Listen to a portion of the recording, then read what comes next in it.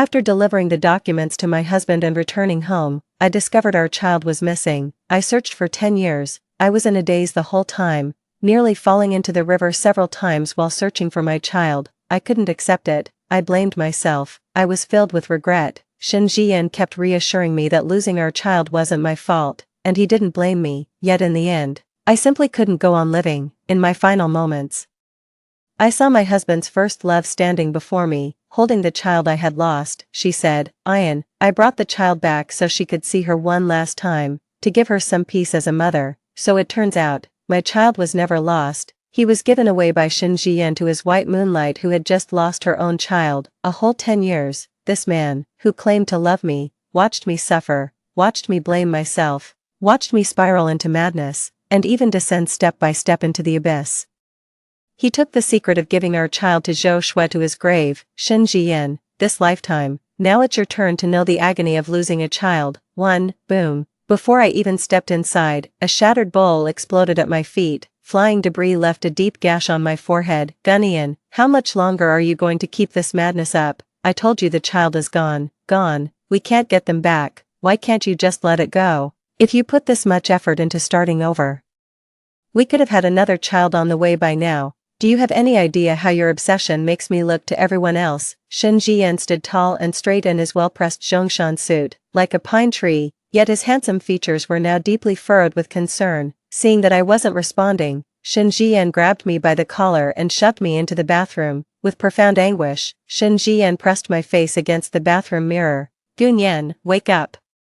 If you keep spiraling like this, how are we supposed to go on? Have you ever stopped to think what would become of me if you died?" Staring at the face in the mirror, weary yet unmistakably younger, I finally understood. I had been reborn. I really have been reborn. I was reborn in the second year after my child went missing. Staring at my reflection in the mirror, I broke down into uncontrollable sobs. Shen Jian thought I was crying over our lost child. He sighed and pulled me into his embrace. His tone was filled with helplessness. "Nian Nian, pull yourself together, will you? The child was mine too. You think I'm not heartbroken, but life has to go on, don't you agree?" I clutched the hem of my clothes tightly, hiding the hatred in my eyes. Seeing that I had calmed down, Shen Jian went to the kitchen to start making dinner. I watched the man bustling about in the kitchen. He'd taken off his jacket. His white shirt was tucked into his pants, with an apron tied around his waist.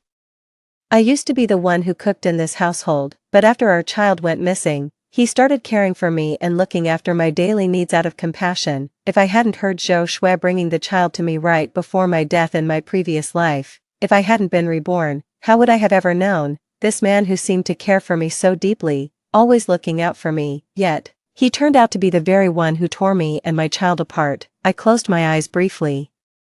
Tears welled up and streamed down from the corners of my eyes. "Nian Nian." Tears at the corner of the eyes were gently wiped away. "Nian Nian, don't cry. My heart breaks every time you cry." Shen Jian has always been a man of few words. For him to say something like that is practically a love confession. "Alright, I've finished cooking. Don't cry now. Come on, let's eat first." Shen Jian brought out the freshly cooked meal. On the table were my favorite braised pork and eggplant, along with a bowl of richly simmered chicken soup. But when I noticed another bowl of soup set aside separately, my gaze faltered. Shen Jian was perceptive. Noticing my gaze lingering on that single bowl of chicken soup, he let out a sigh. "Nian Nian, don't be difficult. Shui Zhou has been raising the child alone these past 2 years. Her health has taken a real toll. You know how it is. Her husband isn't exactly the caring type. It's just a bowl of chicken soup, and you won't even finish it."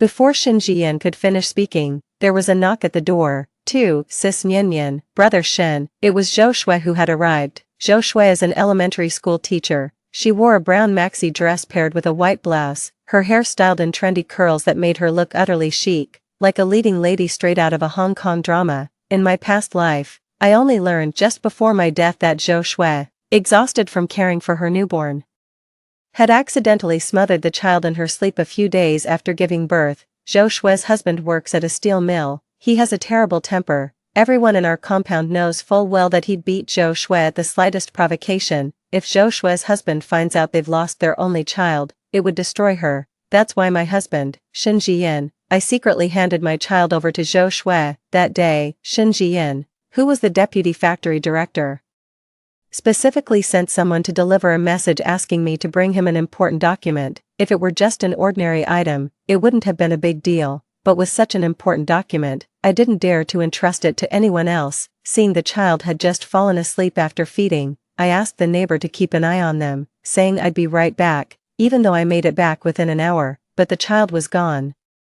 Shin Jian and I turned the entire residential compound upside down searching, but the child just vanished into thin air. I went from holding on to hope at first to being disappointed over and over again. I thought maybe a neighbor's dog had caught his scent and carried him off, so I went door to door looking for anyone who owned a dog. I was also afraid my child had been kidnapped, so I kept going to the police station, begging them to find my son. I even dreamt that my son was found in the river.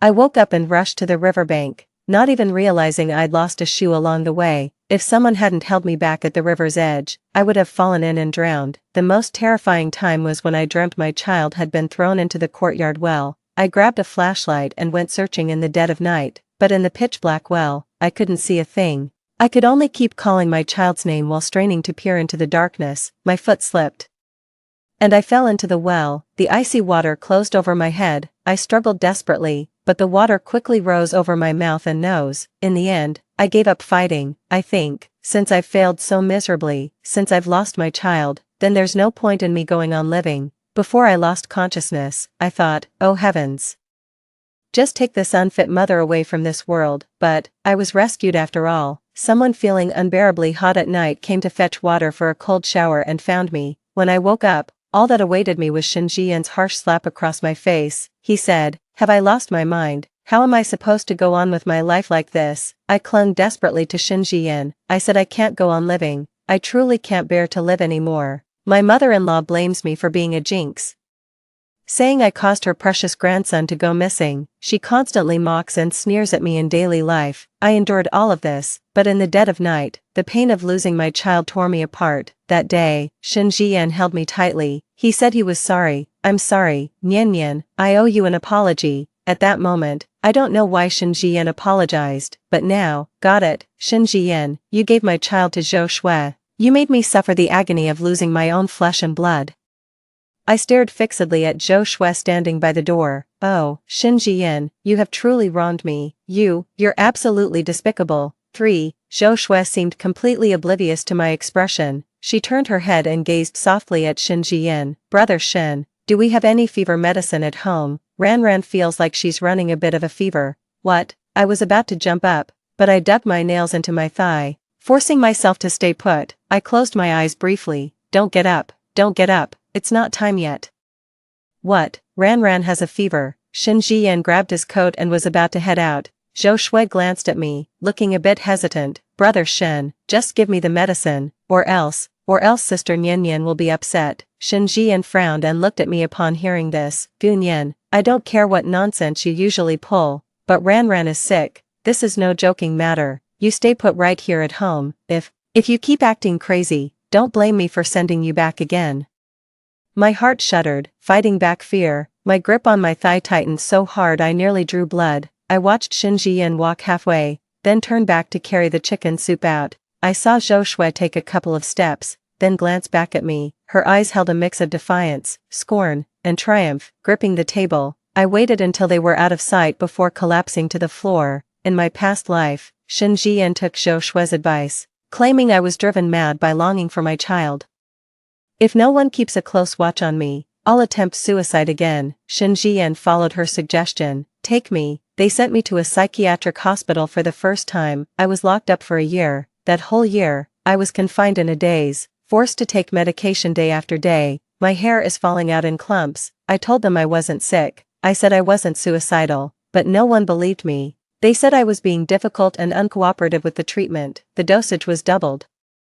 I threatened to file a complaint, and they doubled the medication. I demanded to see Shin Jian, but they still increased the dosage. Eventually, I wised up. I did whatever they told me to do. They asked if I had lost my mind. I said yes. They accused me of trying to kill myself on purpose. I said yes. They asked if I would cooperate. I said I would. Just like that, I was locked up for a year. I became like a puppet, barely alive, and almost lost my life. This time, I was locked up for a year. After Shin Jian got me out, I was actually ready to give up searching for my child. after all, it's been 2 or 3 years, and the hope of finding my child has become very slim. I want to live a good life with Shin Jian. I want to start over. It's really tough, incredibly tough, but it was then that I noticed Shin Jian's unusual concern for Zhou Shui. Even Zhou Shui deliberately showed off her ambiguous relationship with Shin Jian in front of me. My already fragile heart grew even more agitated. The child is gone, so why isn't Shin Jian grieving? Why is he showing such concern for another woman? Finally, after I slapped Zhou Shui one time, Shin Jian said I'd lost my mind. I was sent back in again. This time, I was locked up for 3 years. Those 3 years nearly cost me my life all over again. It was only then that I got a chance to see Shin Jian. Shin Jian was utterly astonished when he saw me. He asked if I had been having a hard time inside. I wanted to cry, but I didn't dare. All I could say was that I had recovered from my illness. I'll never go looking for the child again. I won't hit anyone anymore, not even Zhou Shui. I was wrong. I truly know I was wrong, and honestly, I'm really scared now. Can I please go back? Shin Jian had initially agreed, but Zhou Shui, who came with him, suggested it would be better to wait and observe a bit longer. Otherwise, if I were to go out and harm myself, Shin Jian would regret it too late. And just like that, I was locked up for another month. I spent that entire month on edge, terrified that Shin Jian wouldn't come for me. If I were to die, I'd want to die at home. The month dragged on like an eternity. Only then did Shin Jian come to take me back. By that time, my health had already taken a turn for the worse. Even after leaving, my condition deteriorated rapidly, devoid of any will to live. I dragged through 4 or 5 years like a walking corpse, and soon became terminally ill. It was only on my deathbed that I finally uncovered their secret. For I clutched the edge of the table with a death grip. Oh, Gunyan, I must endure this. I absolutely must. Otherwise, not only will I not get to see my child, if they sense something's wrong, they'll lock me up again. After taking a moment to collect myself, I finally got back on my feet.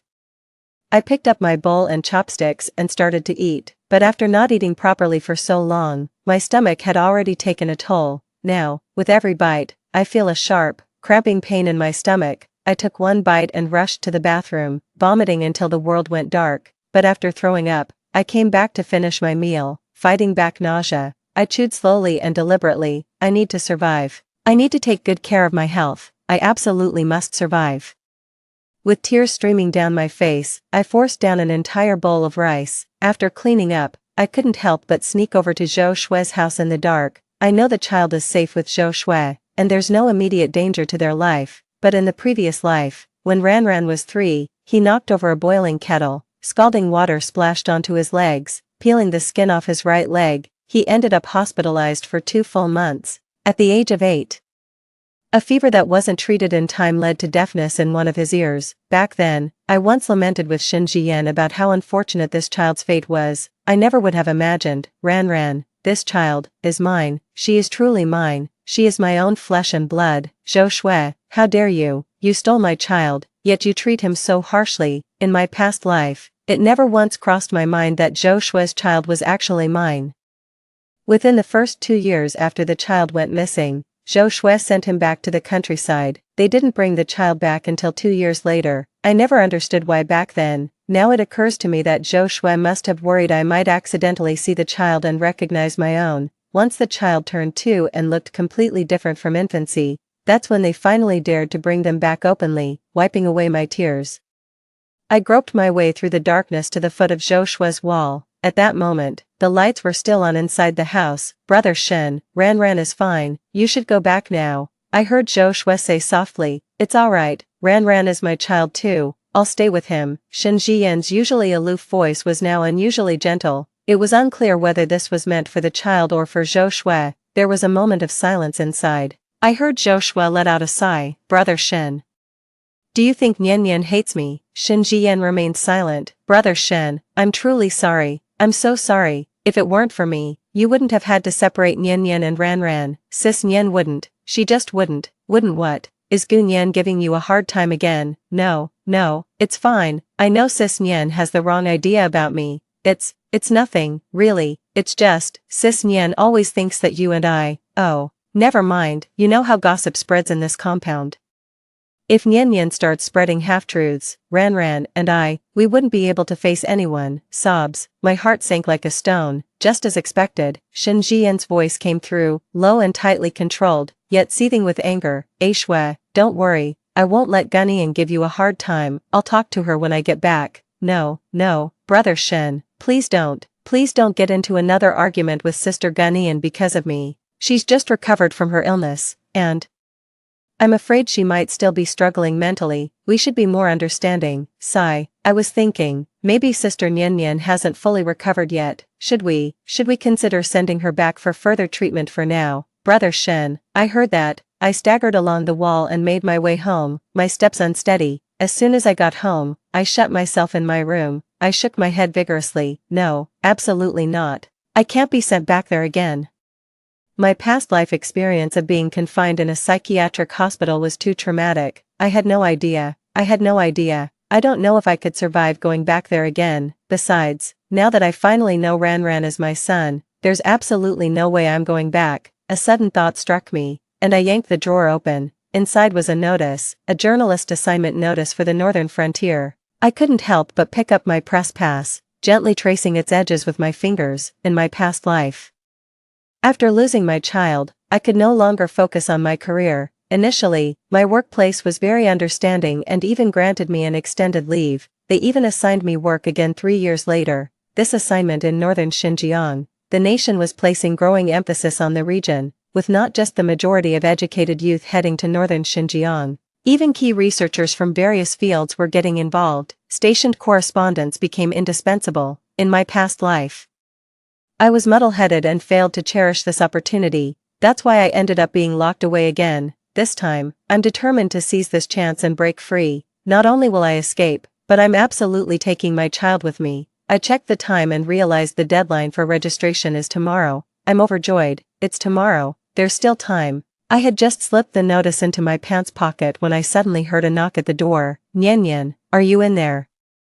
I spun around abruptly, staring at the door in terror. Suddenly, memories of my past life came flooding back. It was on this very night in my past life that Xin Jian and Zhou Shui came to my door together. Seeing the two of them acting intimately, I ended up saying some harsh words. Little did I expect that I would be sent back in overnight. So now, looking at this gate feels like staring down some monstrous beast. Just as I hesitated, I heard Zhou Shui say, Brother Shen, do you think Nian is alright? I told you Sister Nian hasn't fully recovered yet, but you just wouldn't believe me. Quick, let's break down the door and get Sister Nian back to safety. The next moment, I saw the door being kicked open with tremendous force. Nian, 5. Shen Jian walked in just as I was sitting up in bed. Ayen, what's wrong? I looked dazed, as if I had just woken up. Before Shen Jian could speak, Zhou Shui stepped forward and stared straight at me. Nian, are you okay? Please don't be angry. When Brother Shen left you to come find me just now, it really wasn't what you're thinking. He's just concerned about the child, you know, since you lost your own child, and Brother Shen loves children so much, he's just been treating Ran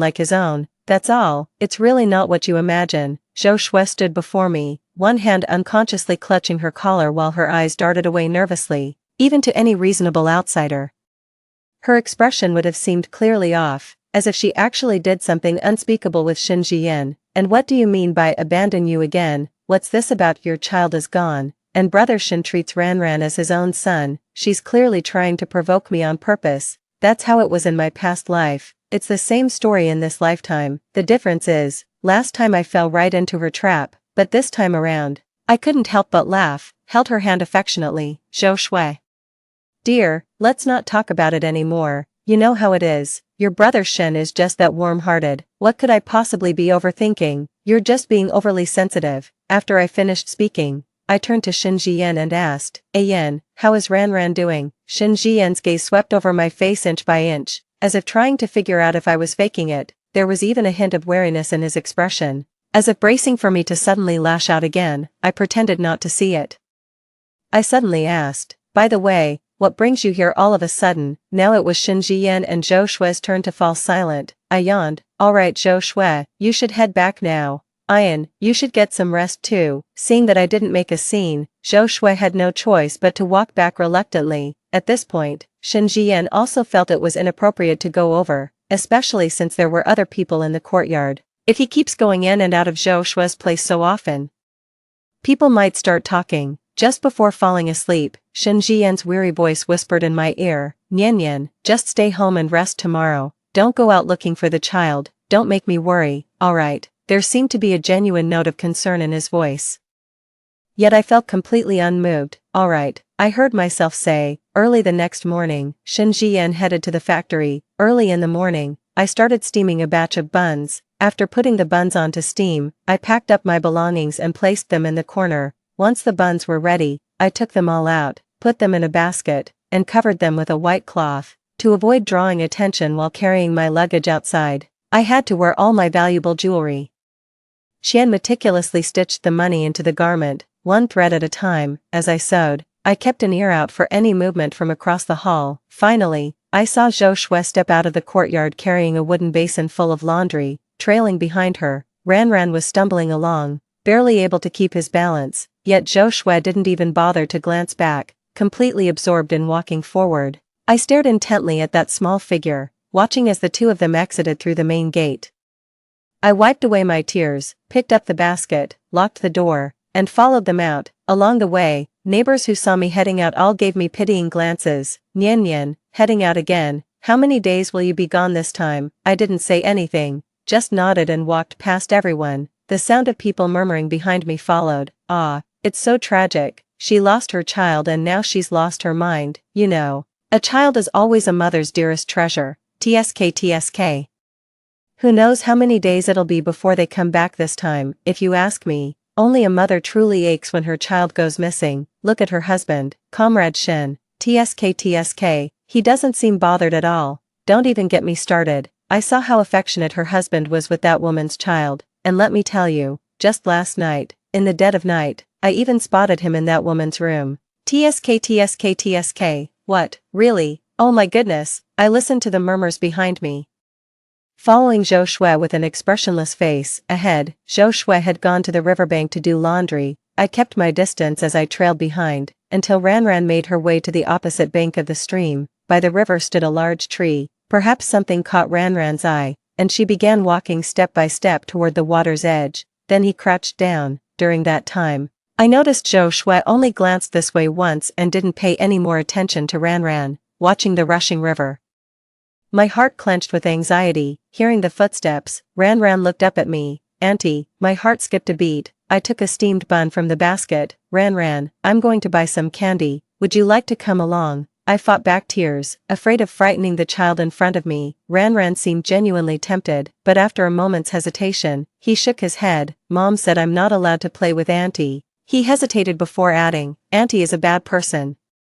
My tears finally fell with a soft plop. "Zhou Shui, Shen Jian, you all deserve to die." Perhaps seeing my tears, Ran Ran hesitated for a moment but still stood up. "Auntie, why are you crying? Shame on you." "Alright, I'll go with you, but you mustn't cry." "Okay." I nodded eagerly and immediately scooped Ran Ran into my arms. Just as I stood up holding Ran Ran and turned to leave, a furious roar suddenly echoed through the air. "What are you doing?" No text to translate.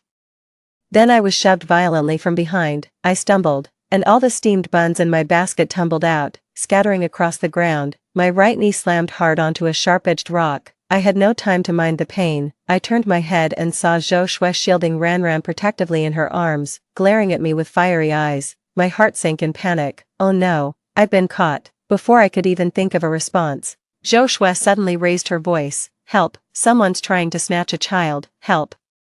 Please, someone help, they're taking my child, oh my god, hurry." Zhou Shui's screams quickly drew the attention of nearby villagers doing laundry. Before I could utter a word in my defense, someone kicked me and shouted, "You damn child trafficker, how dare you target our people? Yeah, just wait till we beat you to a pulp." My scalp tightened with fear, then I was shoved forward hard, and my chin slammed against a rock in the riverbed. The pain brought tears to my eyes. "Auntie, it's me.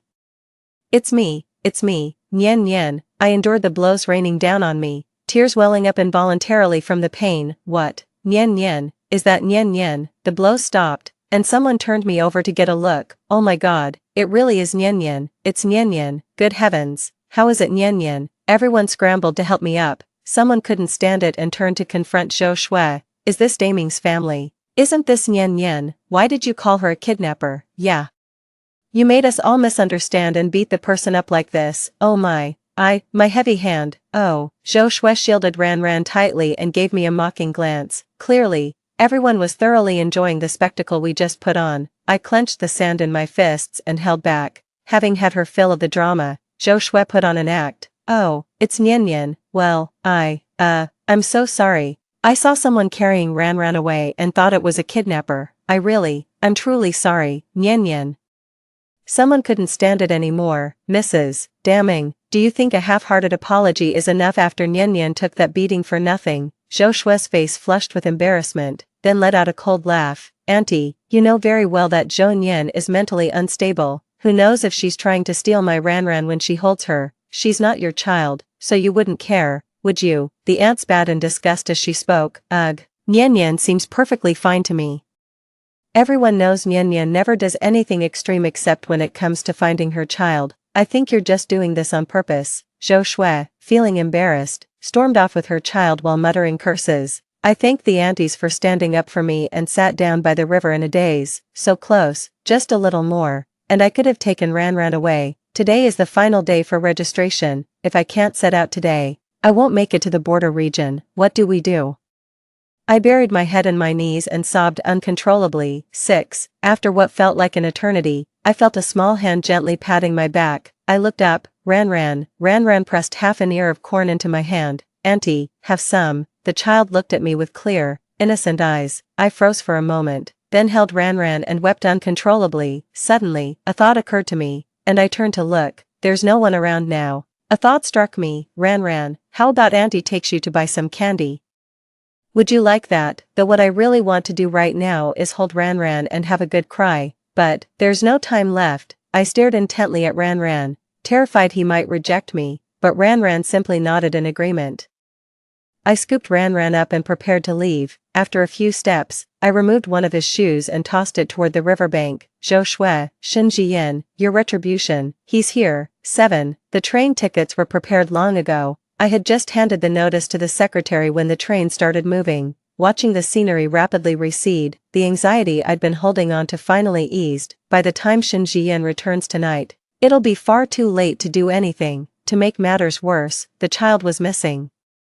With only a shoe found by the riverbank, all that awaits Zhou Shui is a brutal beating from her husband, yet Zhou Shui stubbornly refuses to admit that the child isn't her husband's. I'm genuinely curious to see what fate has in store for Zhou Shui next. 8. The child and I settled in quickly after arriving at the frontier. At first, Ran did fuss a bit on the train, but maybe it's the bond of blood. I managed to soothe him pretty quickly. After a week, by the time I finally reached the border region, Ran and I had grown quite close. He was even calling me mom warmly and naturally, although he still occasionally says things like the other mommy and such, but I just pretend not to hear it. Children forget things easily, and soon enough, Ran will forget about the past. Now that we're here, I have to go to work and can't take care of Ran. Fortunately, our workplace has a nursery with teachers and caregivers, and it's completely free to send our children there.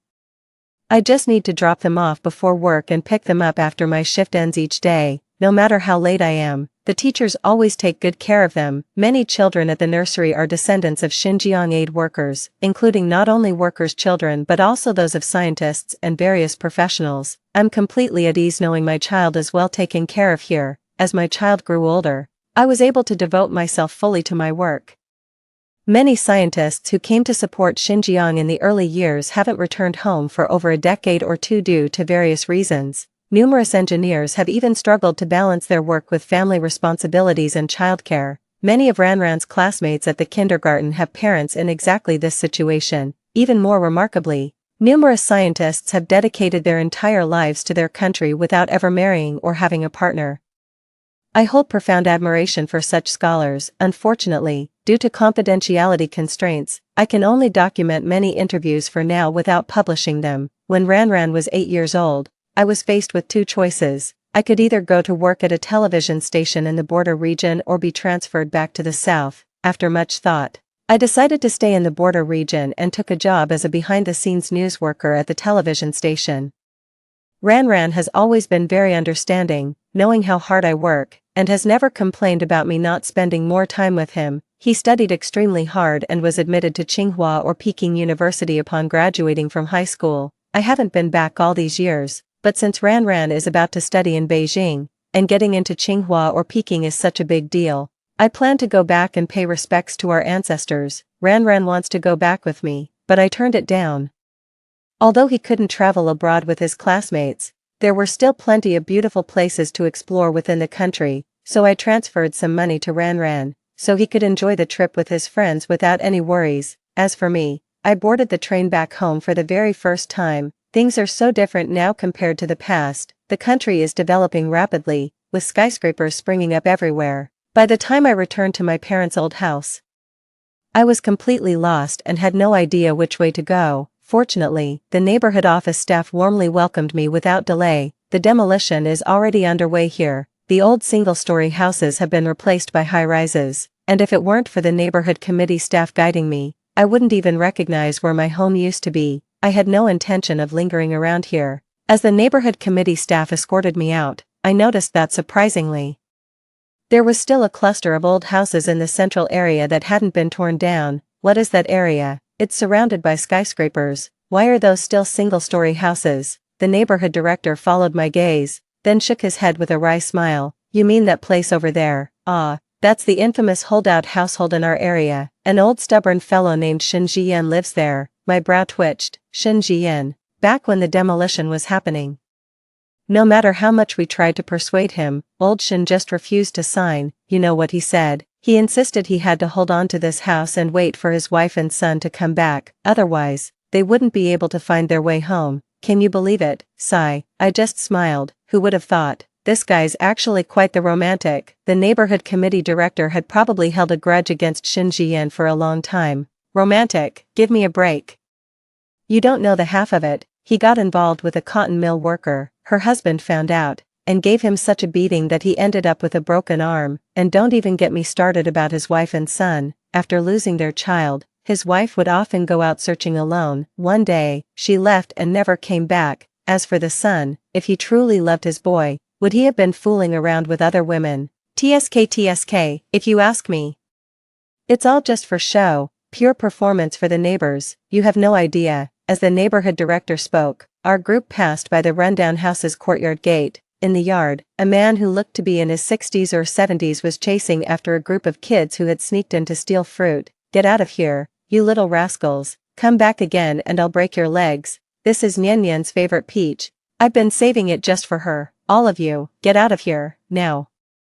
Perhaps sensing something, the old man in the yard suddenly glanced in our direction almost instinctively, but not one of us looked back. He just gave us a steady glance before looking away. 9. Shin Jiyan, extra story. I had just arrived home when I heard that Ran had fallen into the river. My heart was utterly shattered. I stumbled my way to the riverbank, but all I saw was that lone shoe, not a soul in sight. Without a second thought, I stripped off my clothes and plunged into the river, but absolutely nothing. Ran, my dear Ran, my son, why did it have to end like this? I just can't believe that Ran, who was so full of life just yesterday, is gone today. Me, how am I supposed to explain this to Nyan Nyan? The sky had already grown dark. I returned home in a daze, utterly distraught, but what I saw was the house pitch dark.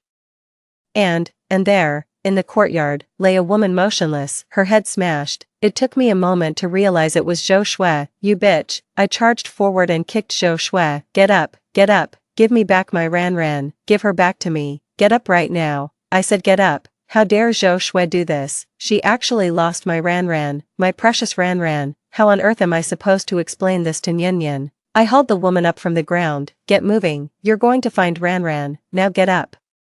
What are you doing? I heard someone shout sharply, then a sickening crack, followed by a wave of searing pain. My hand was broken. Of course, Zhou Shui's husband was locked up as well. Her husband thought the child was his. When the child was lost, he beat her within an inch of her life. She was hospitalized for half a month before regaining consciousness, likely due to head trauma. She became somewhat unhinged. After Zhou Shui's husband was imprisoned, her family took her back home, but before long, they threw her out. She was wandering the streets all day like a madwoman, and not long after, I saw her once. That time, I saw her with a huge baby bump. No one could tell who the father was. no one knew when she gave birth. But by the time people saw her again, her belly was flat. The neighborhood committee was concerned about the negative impact of her behavior, so they paid to have her admitted to a psychiatric hospital. I heard the treatment had mixed results. Sometimes it worked.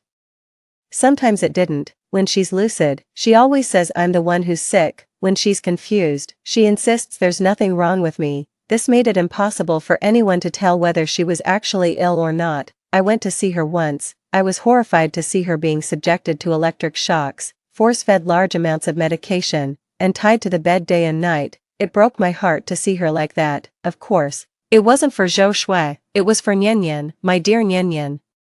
Was she living this kind of life back when she was here? I couldn't help but slap myself hard across the face. I deserve to die. I deserve to die. I gave Nian Nian's child to Zhou Shui. From that day on, Nian Nian never had a single good day. I selfishly thought Zhou Shui was the pitiful one, so I gave Ran Ran to her, thinking we could just have another baby with Nian Nian, but I never thought Ran Ran would die. I truly never saw it coming, honestly.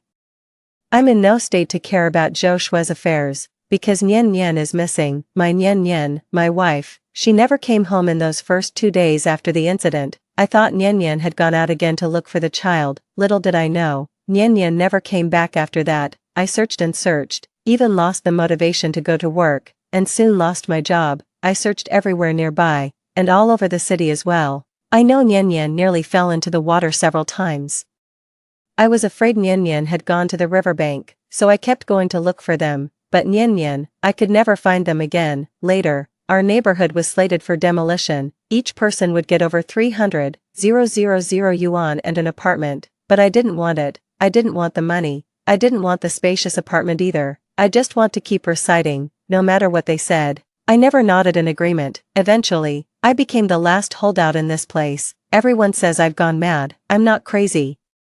I have to wait for my Nian Nian. What if she suddenly comes back looking for me one day? She loves me so much, she can't live without me. I absolutely must wait for her here. But I waited and waited. I waited until I needed a cane, until my teeth fell out, until my eyes grew dim with age. Yet my Nian Nian never came back. I miss her so much. What should I do? I told you the child is gone. Gone. She can't be found. Why can't you just let it go, doctor? Here is the body donation agreement.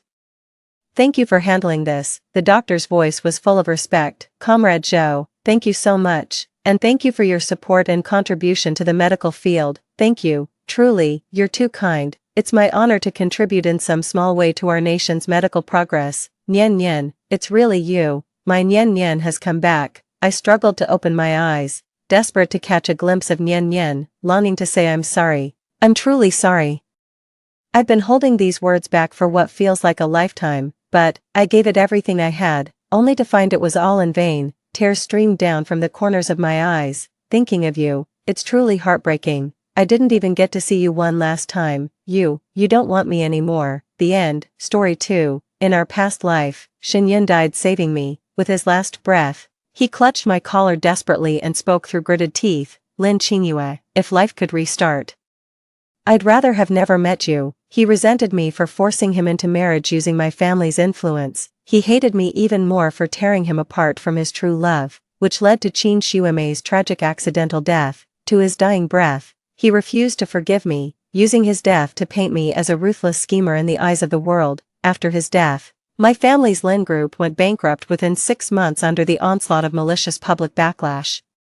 My parents became targets of Qin Shuimei's vengeful fans and perished in a staged car accident. Consumed by despair and remorse, I leapt from the rooftop as Xinyan's parents hurled curses at me. When I opened my eyes again, I found myself back on the day Xinyan and I registered our marriage. This time, I won't repeat past mistakes. My first priority is to sever all ties between Xinyan and me, Lin Qingyue. Even if you force me to marry you, I'll never love you or touch you. Put that foolish hope out of your mind. Xinyan's furious shout echoed in my ears, jolting me awake from my dazed state. Didn't I jump to my death? Why am I seeing Xinyan again, alive and well? Don't touch me. If we're getting married, hurry up. You've got 1 minute to produce the marriage certificate yourself. Xinyan recoiled in disgust, shaking off my hand from his face before throwing the documents at me and storming out. The stinging pain in my hand confirmed this was real. I wasn't dreaming. I'd actually gone back to the day I forced Xinyan into marriage registration. In my past life, Shin-yun only married me under duress after I coerced and bribed him. I thought this would mark the beginning of my happiness, but it ended in such a tragic way. Thankfully, heaven took pity and granted me rebirth. This time, I won't repeat my foolish mistakes. Through tear-blurred eyes, I watched his resolute retreating figure, wiped my tears, and resisted the urge to chase after him. He's right. With the Lin family's wealth and influence, what kind of man couldn't I have? This time, let me personally sever this ill-fated relationship. With that thought, I gestured to the nearby bodyguards to bypass Shin-yun and bring over Qin Xiume, who was hiding in the shadows plotting against me. Lin Qingyue, why did you summon me here? To flaunt your victory. Let me tell you, even if you forced Taeyun to marry you, his heart has always belonged to me alone. Qin Xiume lifted her chin haughtily, revealing her slender, snow-white neck like a defiant white swan. What's going on? I sauntered over and remarked coolly, so what, if I want him to? He'll still have to marry me obediently. I deliberately said these things to provoke her, curious to see how she'd react. In our past life, she'd lurked in the shadows watching us get married, then confronted us with that pitiful unrequited love act just to guilt-trip Shin-yun. Then while Shin-yun went to get the car, she deliberately provoked me by the roadside with inflammatory remarks, baiting me into making a shoving motion. Truth is, I never pushed her. She grabbed my hand and threw herself backward toward the oncoming traffic, staging the scene to make me look vicious in Shin-yun's eyes. Lin Qingyue, even if you have his body, you'll never have his heart. Don't celebrate too soon, just wait, your day of tears will come. Qin Xiume never bothers to hide her ugly true colors around me. She wasn't wrong. In my past life, I forced Shin-yun to marry me. On our wedding day, through her schemes, my husband not only called me vicious but even asked why I didn't just die. No matter how I tried to explain, he never believed me. Those curse-like words pierced my heart like a knife, leaving me utterly broken. Even now, the memory still brings pain. After that, he stopped coming home altogether, yet kept appearing on trending lists with Qin Xiume all year round. Seeing him just once feels like a pipe dream, let alone anything else. This marriage might as well not exist for all the difference it makes. At this thought, I let out a bitter chuckle and exhaled deeply. Swallowing a storm of emotions, I looked at her and asked, "Did you bring your ID?" Qin Xiume clutched her bag defensively, eyeing me with suspicion. "What are you up to?" I didn't want to waste words with her, so I snatched her bag and rummaged through it for the ID card. Lin Qingyue, what the hell are you trying to do? Give me back my bag, or Taeyun will make you pay for this. I swapped the documents and certificates I was about to submit with Shin-yun and Qin Xiume's. You. Qin Xiume's eyes widened in speechless shock as her marriage certificate with Shin-yun materialized before her. This time, I'll step aside for you too. How you break this news to Shin-yun is your call. Lin Qingyue, have you lost your mind? Clutching my aching chest while staring at those crimson marriage certificates, I forced a smile. Call me crazy then. After all, this is the only way I can completely sever all ties with Shin-yun. What's taking so long? Lin Qingyue, are you quite finished? Stepping out of the marriage registration office, I thought Shin-yun would have left already. To my surprise, he was still waiting outside. At this point, he merely resented me for coercing him into marriage with my influence. His hatred for me hadn't yet reached its peak. Setting everything else aside, Shin-yun is truly an exceptional person, kind, handsome, always ready to help others, and academically brilliant.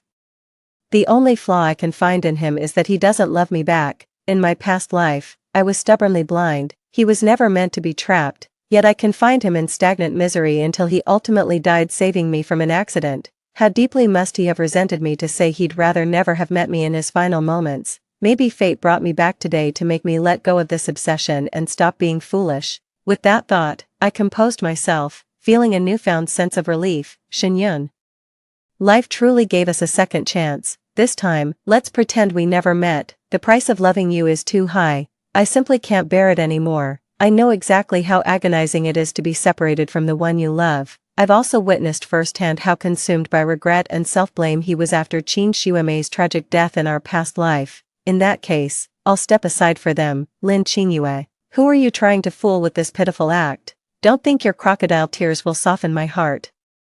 Shin-yun looked at me with mixed emotions. For a fleeting moment when he instinctively reached out, I genuinely thought he was going to wipe my tears. I didn't mean to cry, but I just couldn't hold it back. Anyone who gets a second chance after such a catastrophic ending would be overwhelmed with emotions, wouldn't they? Hurry up and dry those tears. don't let mom and dad see you like this, or they'll think I bullied you again. Shin-yun turned away in frustration, clenching his hastily withdrawn hand. Yes, mom and dad are still waiting for me. I can't worry them any longer. The thought of seeing my parents soon instantly lifted my gloomy mood. I completely missed the strange look Shin-yun gave me. What are you doing? Let me hold on to the marriage certificate for now. In a few days, I'll give you a huge surprise. Shin-yun suddenly tried to grab the marriage certificate from me, giving me quite a scare. I haven't figured out how to tell him about this yet. So I'll just head home first and think it over. It's not that I wanted to see it, I just know how forgetful you are. Don't be careless and lose the certificate. I won't accompany you to get a replacement if that happens. Shin-yun spoke irritably, feeling something was off. Got it, don't worry, when the surprise arrives, you'll be thanking me. I don't want your surprises, just stay out of trouble from now on. Shin-yun, thank you for saving me time and again. Believe it or not, I truly loved you in the past. I can't bring myself to hate someone who died saving my life, but with a lifetime of blood debt between us, fulfilling his final wish is the last thing I can do for him in this life. Lin Qingyue, I told you, I saved you not because I like you, I'd save anyone in danger. Stop reading too much into this. I know, so this time, as you wish, we'll be strangers. When Shin-yun gazed into those dewy, lively eyes, his heart suddenly faltered, as if something precious was slipping silently away. Silence. Little did he know then, that final glance would become the enduring pain of his lifetime. I booked our engagement banquet at Grand Noble Hotel in a few days. Make sure your parents dress formally. I know you dislike publicity, so rest assured only our immediate families will attend. Got it? Are you done? Can you leave now? Shin-yun, visibly out of patience, strode toward the driver's seat. I smirked and walked the opposite way, calling over my shoulder, Shin-yun, this time it's really goodbye, for good. With him still staring in shock, I waved and drove off without looking back. Shin-yun sat in the car, watching the taillights disappear, letting out a bitter laugh, when he walked out of the marriage registration office earlier. The one who always clung to him didn't even chase after him to beg him to stay, so this was her game all along. What a petty woman. In an unnoticed corner, Qin Shuemei, who'd witnessed everything, chose this moment to make the call. Yun, are you alright? Why do you ask? Did something happen? No, Yun, I just wanted to ask about you and Lin Qingyue. We got married today. I'm sorry, Shuemei, for only telling you now. You got married. Did Lin Qingyue say anything about it? What was she supposed to say, or did she come to give you trouble, too? No, I just wanted to know how you feel about getting the marriage certificate today. Not really, it's just marriage. Consider it giving our parents some peace of mind. Alright, as long as you're not overthinking it. After hanging up the phone, Qin Shuemei's anxious heart finally settled. She didn't know why Lin Qingyue would do such a thing, but she sensed there was more to it. Could it be she'd discovered something?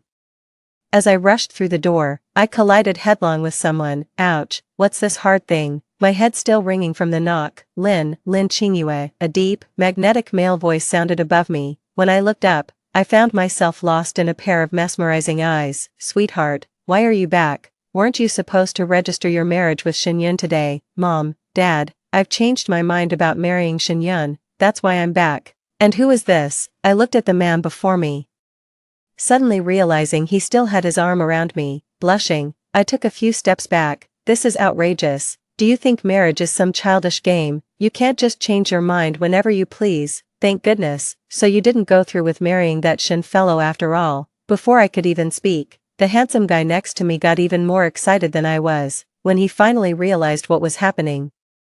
His flustered blush made him look exactly like an adorable golden retriever, all soft and endearing. It wasn't until later that I realized he was actually that chubby little boy from next door who used to look like a New Year painting doll when we were kids. I remember how utterly adorable he was back then, all milky and sweet. Whenever we played house, I'd always insist on being the mom while he had to be the dad. But then his whole family moved abroad. The day he left, I cried my heart out.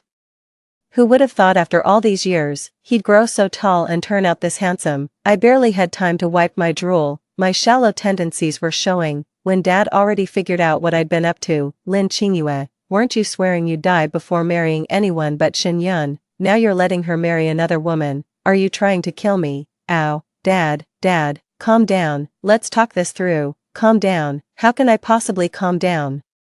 You switched people at the last minute. What the hell were you thinking?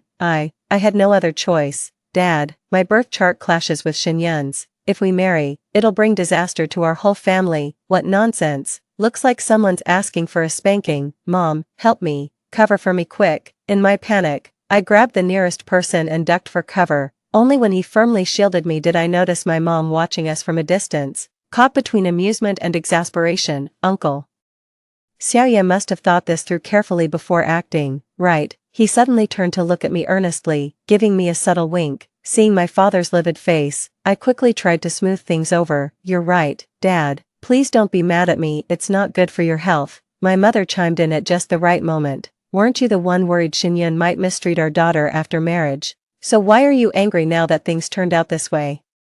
You two just keep spoiling her. Look what you've turned her into. Though Dad said this, he was actually concerned I might have suffered some emotional distress. After my repeated explanations, he finally cooled down. If you don't want to marry, then don't. Our Lin family can certainly afford to keep you, just don't regret your decision later. Since my rebirth, many things have changed because of the differences in my actions. For instance, Xinyun actually took the initiative to call me, asking when I'd return and even offering to pick me up. I happened to see Qin Xuemei's social media update, so I forwarded her location to him. After that, he never contacted me again. Naturally, I stopped reaching out to him and shifted my focus to the Lin family's internal affairs. Seeing me like this, my mother sighed and asked with concern, Yeah, have you really fallen out of love with Xinyun? Everyone had witnessed how deeply I loved Xinyun in the past. To be with him, I gave not just money and influence, but my whole heart. In my past life, my parents noticed how miserable I'd become after marriage. When they realized Xinyun would never love me back,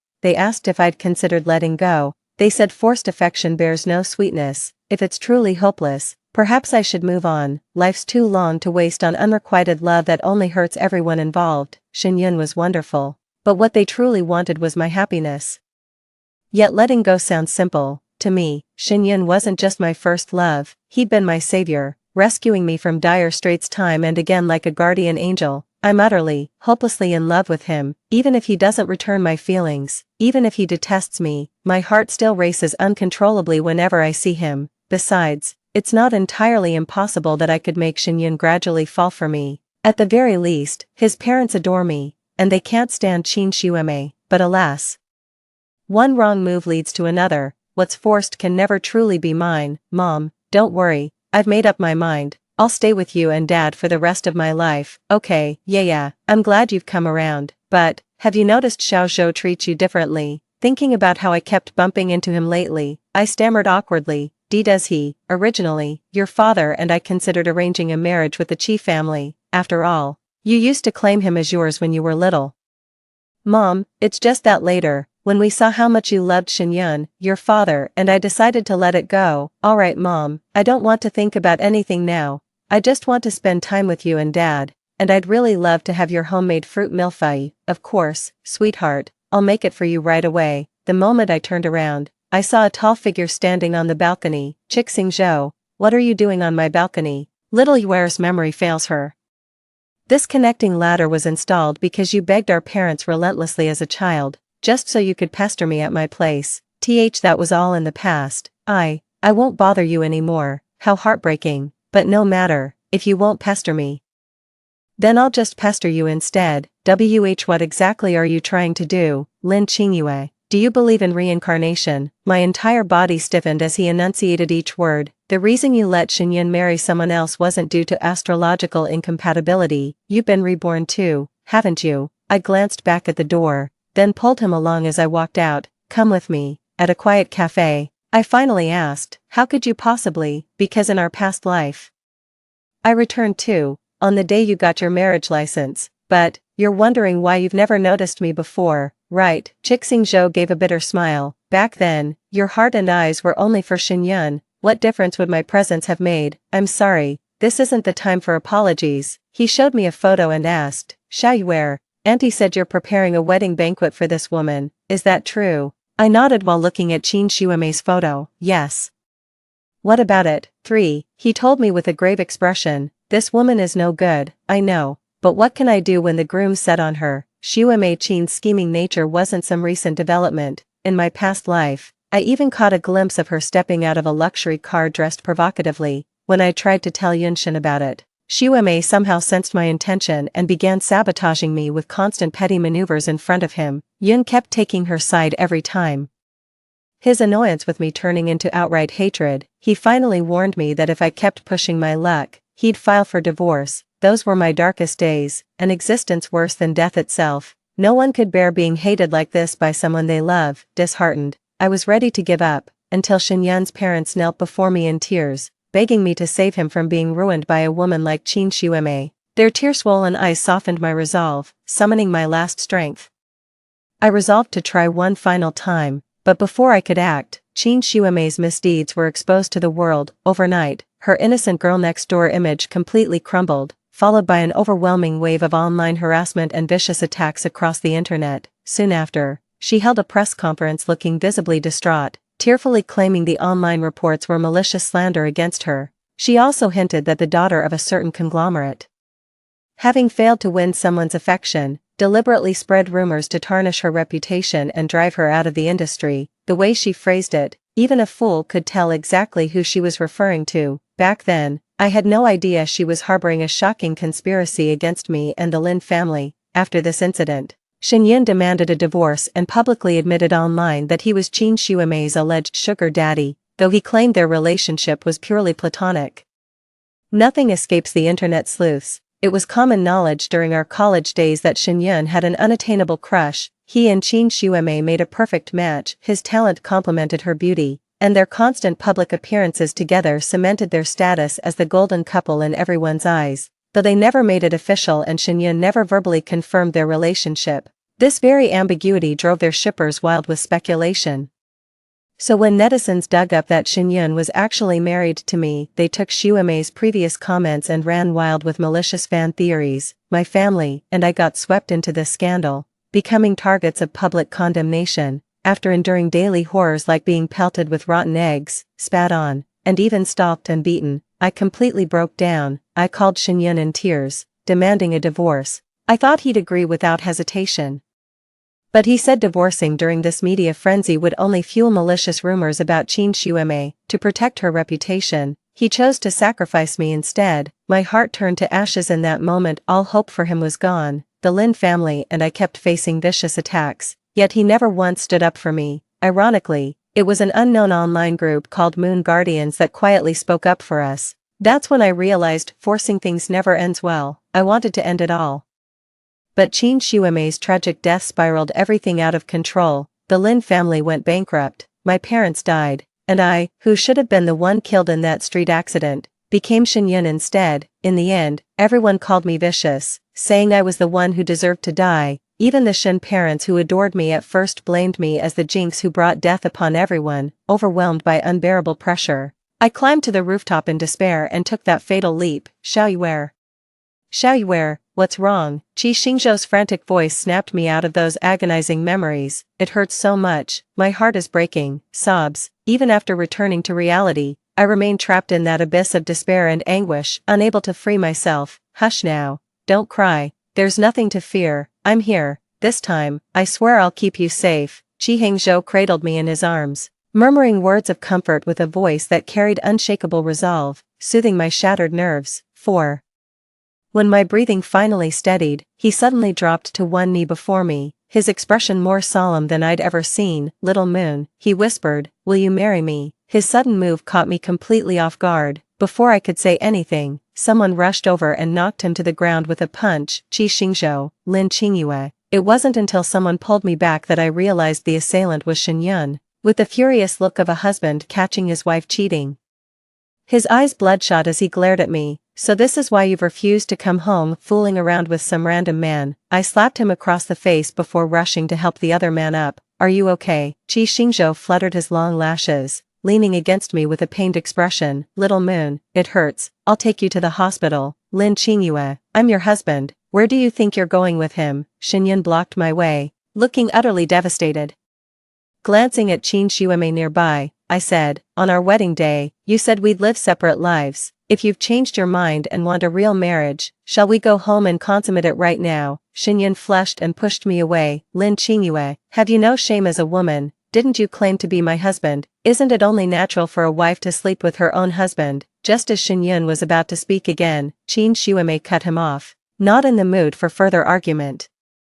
I simply said, see you at tomorrow's wedding banquet, and left. Go ahead and cry if you need to. No one here will laugh at you. As we left the hospital, Chixingzhou noticed my silence and patted my shoulder. You look pitiful enough. Lean on me if you need to. Are you serious?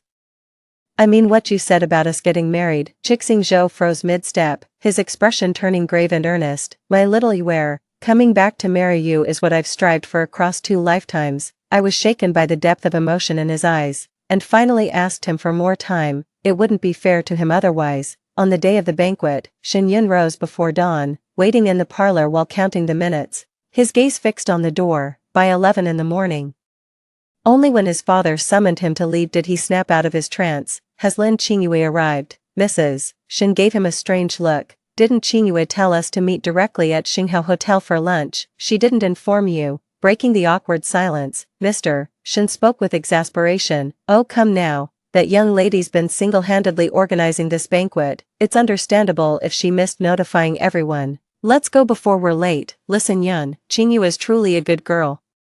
Though she pressured you into marriage, remember our Shin family owes our current standing to her family's support. Don't make things too awkward later, Mrs. Shen had expected her son to storm off in a huff like he always did after such conversations. To her surprise, Shin Yun awkwardly muttered, got it, Mom, exchanging a knowing glance. Mr. and Mrs. Shin smiled in quiet contentment. A mother knows her son best. She could clearly see Shin Yun harbored no dislike for Lin Qingyue in his heart.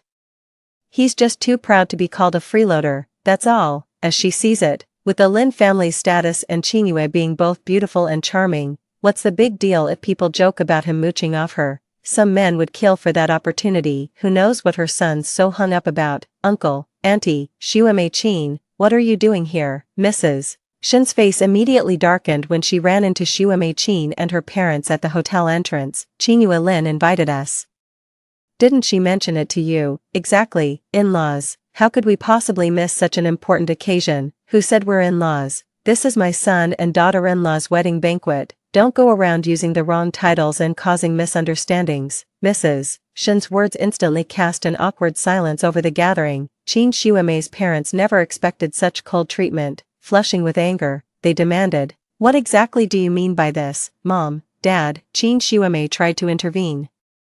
But Shin Yun diffused the tension with a single remark, it's such a fine day, let's not spoil it, we can talk inside. His face darkened visibly, as if struggling to contain something. He kept checking his phone during the entire journey, but disappointingly, there was still no response. His stern expression softened only after entering the banquet hall, where staff guided him through the venue to see its warm, romantic decorations.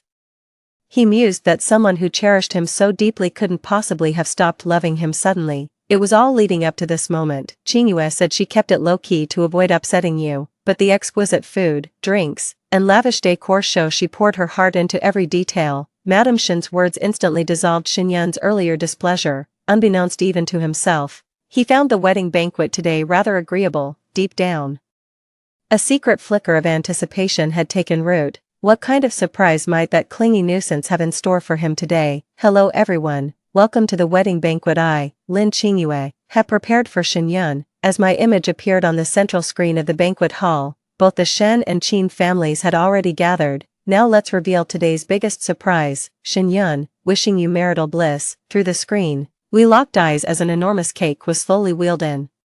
Someone handed Shin Yun a gift box, and only after seeing him accept it did I continue speaking. 5. Shin Yun, I'm truly sorry for all the trouble I've caused you over these years by clinging to you. At least it's not too late to make things right. Today's wedding banquet is my gift to you and Qin Shuamei. I know she's the one you love, so I wish you both eternal happiness and a beautiful family. You're finally free. I won't disturb you anymore. The moment I ended the call, I saw Shin Yun running toward me, his face a mask of shock and panic. He must be furious at my meddling. After all, I just made the biggest decision of his life for him. Even if he resents me, I won't regret it. In his heart, Qin Shuamei is beautiful and kind. How could he bear the regret of not marrying such a wonderful woman he loves so deeply? Tossing the remote and snapping the SIM card, I turned to Qixingzhou. Let's go abroad to heal, not from heartbreak, but soul weariness. I needed proper rest to regain the strength to start anew. Qi Xingzhou indulged my every whim, and that overseas trip stretched into 3 years. 3 years later, I returned as a business tycoon, dominating the financial world with no equal. In my past life, I did sense the Lin family was being set up, but by the time I realized it, it was too late to turn the tide. Darling, trying to run away from me again. I should just lock you up. I just settled into my plane seat when a creepy voice sounded beside me. I massaged my temples in exasperation. Qi Xingzhou, have you no self-respect? A grown man clinging to a woman all day, how pathetic is that? Humph, the doctor said my stomach's weak. I'm meant to be a kept man, you know that perfectly well, sis. As he spoke, he deployed his usual trump card, puppy dog eyes brimming with manufactured misery. Are you tired of me, planning to run back to your ex? I heard they've been searching for you like mad these past 3 years, rain or shine. Tell me, are you leaving me for them? I yanked his ear. I haven't even confronted you about all those secrets you kept, and here you are playing the victim. Ow, darling, I'm sorry, ease up. Hearing his whimper, I hugged him with tearful eyes. You fool, hearts aren't made of stone. Why didn't you tell me your last life ended because you stopped Qin Shuemei from destroying the Lin family, at the cost of your own? No wonder his assistant said he woke up one day and immediately had someone investigate Qin Shuemei, then rushed back to the country in a frenzy. Turns out in our past lives, after returning, he saw I'd already married Shenyun and chose to stay out of sight. He'd been quietly watching over me from the shadows all along, only stepping in when those incidents occurred. That team called Moonkeepers, they were his people too. He discovered Qin Shuemei was secretly conspiring with the Lin family's sworn enemies to bring them down. After being exposed, he became a hunted man. The Qi family had no domestic power base to protect him. With their enemies alerted and closing in from all sides, he chose mutual destruction with Qin Shuemei as his final act. Darling, please don't cry, it breaks my heart. Serves you right for not speaking up. I thought you were mad at me, that night when I was drunk. I didn't mean to. I know, I was the one who initiated things that day. Honey, you can hit me or yell at me, just don't give me the silent treatment, okay? What? Qi Hangzhou finally caught on, gazing at me with those dewy eyes, utterly innocent. For 3 years, he'd been seducing me with these very tricks, until I finally caved. Forget it if you didn't hear me, pretend I said nothing. Qi Hangzhou, what are you? Let go, never letting go, not in this lifetime. My wife finally loves me. I'm the luckiest man alive. Who said I love you? I just felt bad seeing you cry like that, so I gave you a little comfort. The love-struck pup couldn't care less. For a bite of meat, crying was nothing. He'd go even further if needed. Right after landing, we bumped into an acquaintance at the airport. After years apart, Shenyun had grown more composed and reserved, yet remained just as striking. Honey, you've been staring at that guy for ages. Aren't you worried I might get jealous? As an arm snaked around her waist, the bristling puppy began marking his territory. Stop fooling around, you're yelling at me. I'm calling mom right now to tell her you're bullying me. Have you forgotten the Lin family motto? Qi Xingzhou. Alright honey, let's hurry home. I'm starving and craving mom's cooking. She said she made all your favorites. His endless chatter in my ear gave me a splitting headache, leaving no room to mind anyone else. 6. Let's go home already, you're so loud. As I pulled him past Shenyun, he grabbed my wrist. What are you doing? She's my wife, Lin Qingyue. Shenyun ignored Qi Xingzhou's outburst, looking at me with a mix of anger, urgency, and hurt. Don't you have anything to say to me? I looked at him calmly. Didn't we settle this 3 years ago? What else is there to say? That was your unilateral decision. Did you ever consider how I felt? Shenyun actually started crying by the end of his words, and Qi Xingzhou nearly lost his temper again upon seeing his tears. I held him down firmly and said to Shenyun, Lin Qingyue never regrets her choices, except for loving you. You're the one who said you wished we'd never met. Shenyun, I'm just granting your wish. I didn't. Those aren't my words. Even if you haven't said it now. The day will come when you'll say it out of sheer disgust. Cutting our losses now is best for both of us. No, that's not it. Honey, how much longer are you going to chat with this guy? Hurry home before our son starves. I guiltily swatted away the hand on my belly and walked forward, wondering how he knew I was pregnant. Is it that obvious? The 2 men behind me exchanged a silent glance, with the feisty younger one ultimately gaining the upper hand upon returning to China. The Lin family acquired their rival Hua family's company with absolute dominance. In my past life, Qin Shuemei was sent by the Hua family to sabotage me. colluding with the Mole and the Lin group to bring down the Lin family. After years apart without me as her foil, Qin Xuemei has long been reduced to a discarded pawn. Rumor has it she still refuses to divorce Shen Yun, since he's now one of Yunqing's rising elites, her last remaining lifeline. But Shen Yun no longer defends her like in our previous lives. His obsession has now shifted to me. The only pity is, with the Qi and Lin families watching over me, I'm protected tighter than Fort Knox. Anyone I don't wish to see won't lay eyes on me again till the day I die, until Shen Yun went berserk, posting desperate pleas online begging to meet me. Before going, I had no idea he'd been dreaming about our past lives. By the time I realized what was happening, Qin Xuemei had already dragged us to an abandoned house. She'd completely lost her mind. Lin Qingyue, you're the one who drove me to this. How dare you keep living your perfect life while I suffer? Qin Xuemei, you brought this on yourself when you hurt people first. Let Yaya go right now. Yaya, Shen Yun, I'm your lawful wife. This woman tossed you aside like trash on your wedding day. How can you not hate her? Shen Yunqiao looked at me, his eyes filled with deep affection and regret. His eyes red, he began, Yaya, you've actually misunderstood me all along. From beginning to end, you're the only one I've ever loved. In my past life, I admit I initially disliked your bullying, but later, I genuinely wanted to build a life with you. However, Qin Xuemei ruined everything, creating endless misunderstandings between us. After I discovered what she'd done, I wanted to protect you, but I couldn't stop it. Enough, I don't want to hear it. I cut him off.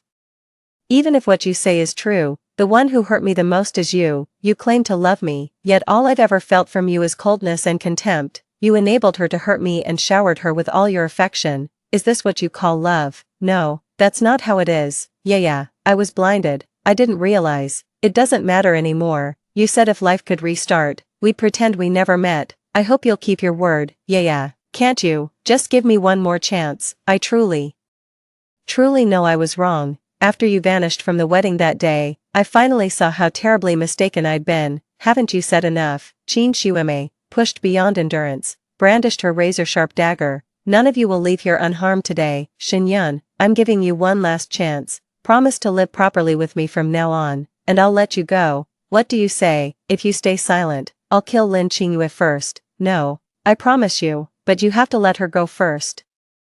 Really, you'd truly let me become your real Mrs. Shen? Yes, release her and we'll go home to live properly together. Qin Xuemei seemed swayed by his words and began walking toward me. Just as the blade was about to sever the rope, she abruptly changed direction, descending into complete madness. Ha ha ha ha, Shen Yun, do you really think I'm stupid? You capitalists are experts at kicking the ladder after climbing up. You all deserve to die, especially you, Lin Qingyue. With those words, she lunged straight for my heart with the dagger. Shen Yun's eyes bulged with fury as he broke free from the ropes. A gunshot rang out the instant before the blade could pierce my heart. Then, deafening silence, Qi Hangzhou burst in with his men, trembling as he held me, his voice choked with emotion. Little you, I'm here. I slowly wrapped my arms around him, patting his back to soothe him. The next moment, he burst into tears, sobbing, you scared me to death.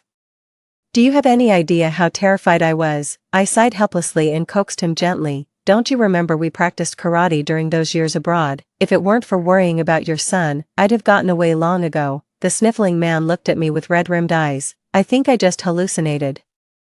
Honey, say that again. Hiss, Chixing Zhao, my stomach hurts. Get me to the hospital now. We might lose your son. Xiaoyue, don't scare me like this. Call an ambulance, quick. After this incident, the Lin family completely eradicated all potential threats. Shen Yun's company was caught in the fallout, forcing him to sell the business and leave Yunqing with his parents. On the very day of my grand wedding with Qi Xingzhou, he had someone deliver an extravagant gift.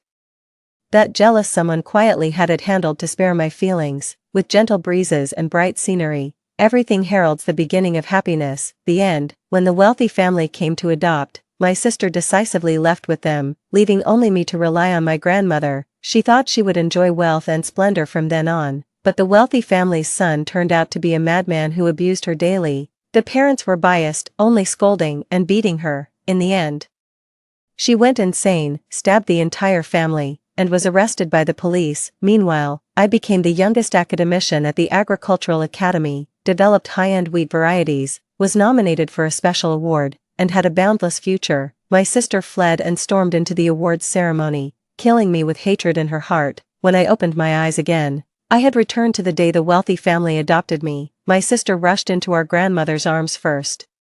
Her eyes filled with venom. "Little sister, this time, it's your turn to go to hell." But she didn't know, no matter which path she chose, without using her brain, it would only lead to death. And my dream has always been just one: develop agriculture, change the world. One. Have you made up your minds? Who wants to come with me? Inside the shabby little house stood a couple dressed in splendid attire. The woman gazed at us tenderly and asked softly.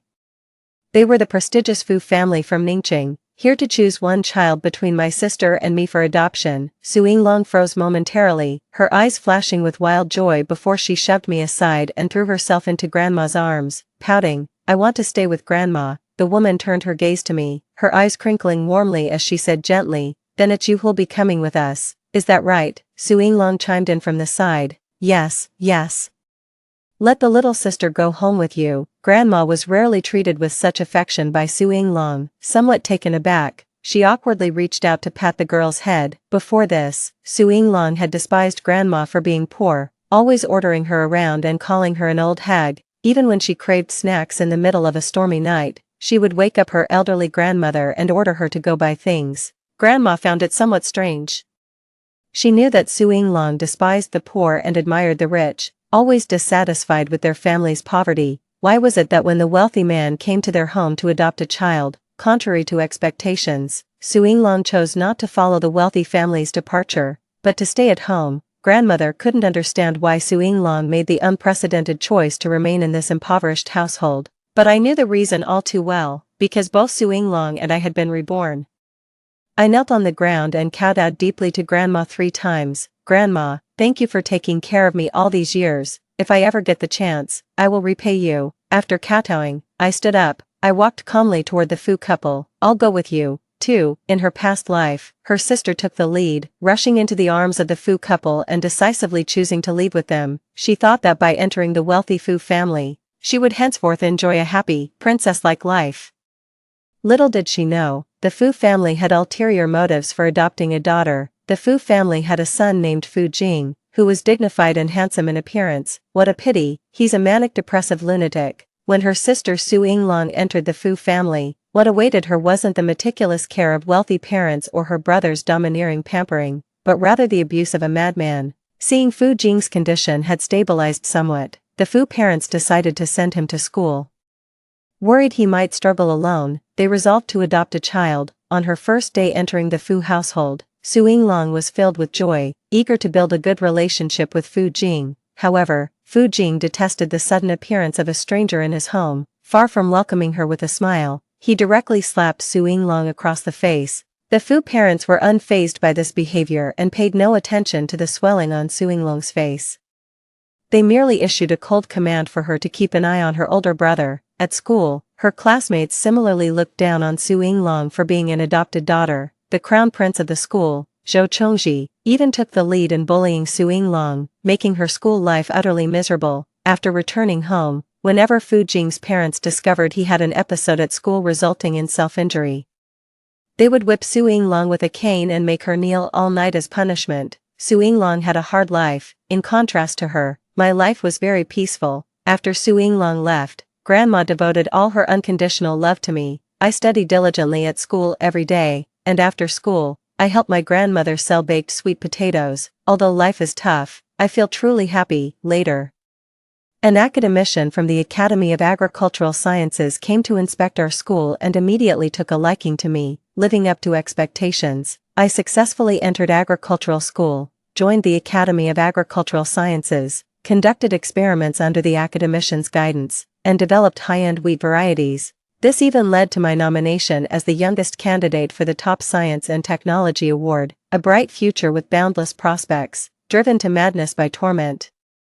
Su Yinglong stabbed her entire family and was arrested by the police. It's just a pity I couldn't make it onto the podium. On the day of the award ceremony, Su Yinglong escaped from prison. Seeing me surrounded by the crowd at the center, she turned green with envy and stabbed me over a dozen times in a frenzied attack. So in this second chance at life, she chose without hesitation to stay by Grandma's side, determined to push me into the abyss of the Fu family. As I stepped out the door, I glanced back one last time. Grandma gazed at me with reluctant longing, her face full of unwillingness to part. Meanwhile, my sister Su Yinglong leaned against Grandma's embrace, her eyes fixed on me with nothing but pure venom. She sneered coldly, "Little sister, this time, it's your turn to go to hell." She was certain that once I entered the Fu family, I would suffer the same torment as her in her past life, but doesn't Su Yinglong, who has already died once, understand by now? No matter which path she chooses, a brainless person like her has only one fate, death. 3. Su Yinglong guessed right. From the very first day I entered the Fu household, I knew Fu Jing was a complete madman through and through. My parents brought me home and led me to a handsome young man with deep, dark eyes. They looked at Fu Jing and said softly, "Xiao Jing, from now on, she will be your little sister. At school, she'll take care of you." With that, Mrs. Fu pushed me forward, presenting me to Fu Jing like some kind of toy. "From now on, your only task is to take good care of your brother. Don't let him suffer even the slightest harm, understand?" I looked at the boy before me. Understood. After the Fu family parents left, Fu Jing lazily walked up to me, looking down at me with disdain. After a long pause, he sneered, "What kind of trash dares to call herself my sister?" The next moment, he reached out and forcefully slammed my head onto the table. It made a loud thud. His gaze was filled with violence, looking at me with contempt as if I were an insignificant ant. Idiot. At this moment, Fu's mother, who had forgotten something, happened to turn back. She saw me in a sorry state, with Fu Jing gripping my neck and pinning me on the table. She didn't show any surprise. After retrieving her item, she passed by Fu Jing, glanced at me, and said indifferently, "Fu Qiushi, keep a close watch. Don't let your brother get hurt." Choked by the neck, I could only roll my eyes to look at Fu Jing and softly replied, "Understood, I'll take good care of him." Watching Fu Jing's parents appear concerned yet actually indifferent towards him, I think Fu Jing is pitiful, truly pitiful. Fu's parents were busy with business trips and left quickly. After confirming they had truly left, I reached out, grabbed Fu Jing's hair, and yanked it down hard. My voice was calm, "Let go of me, you brainless lunatic." Fu Jing winced in pain from my movement.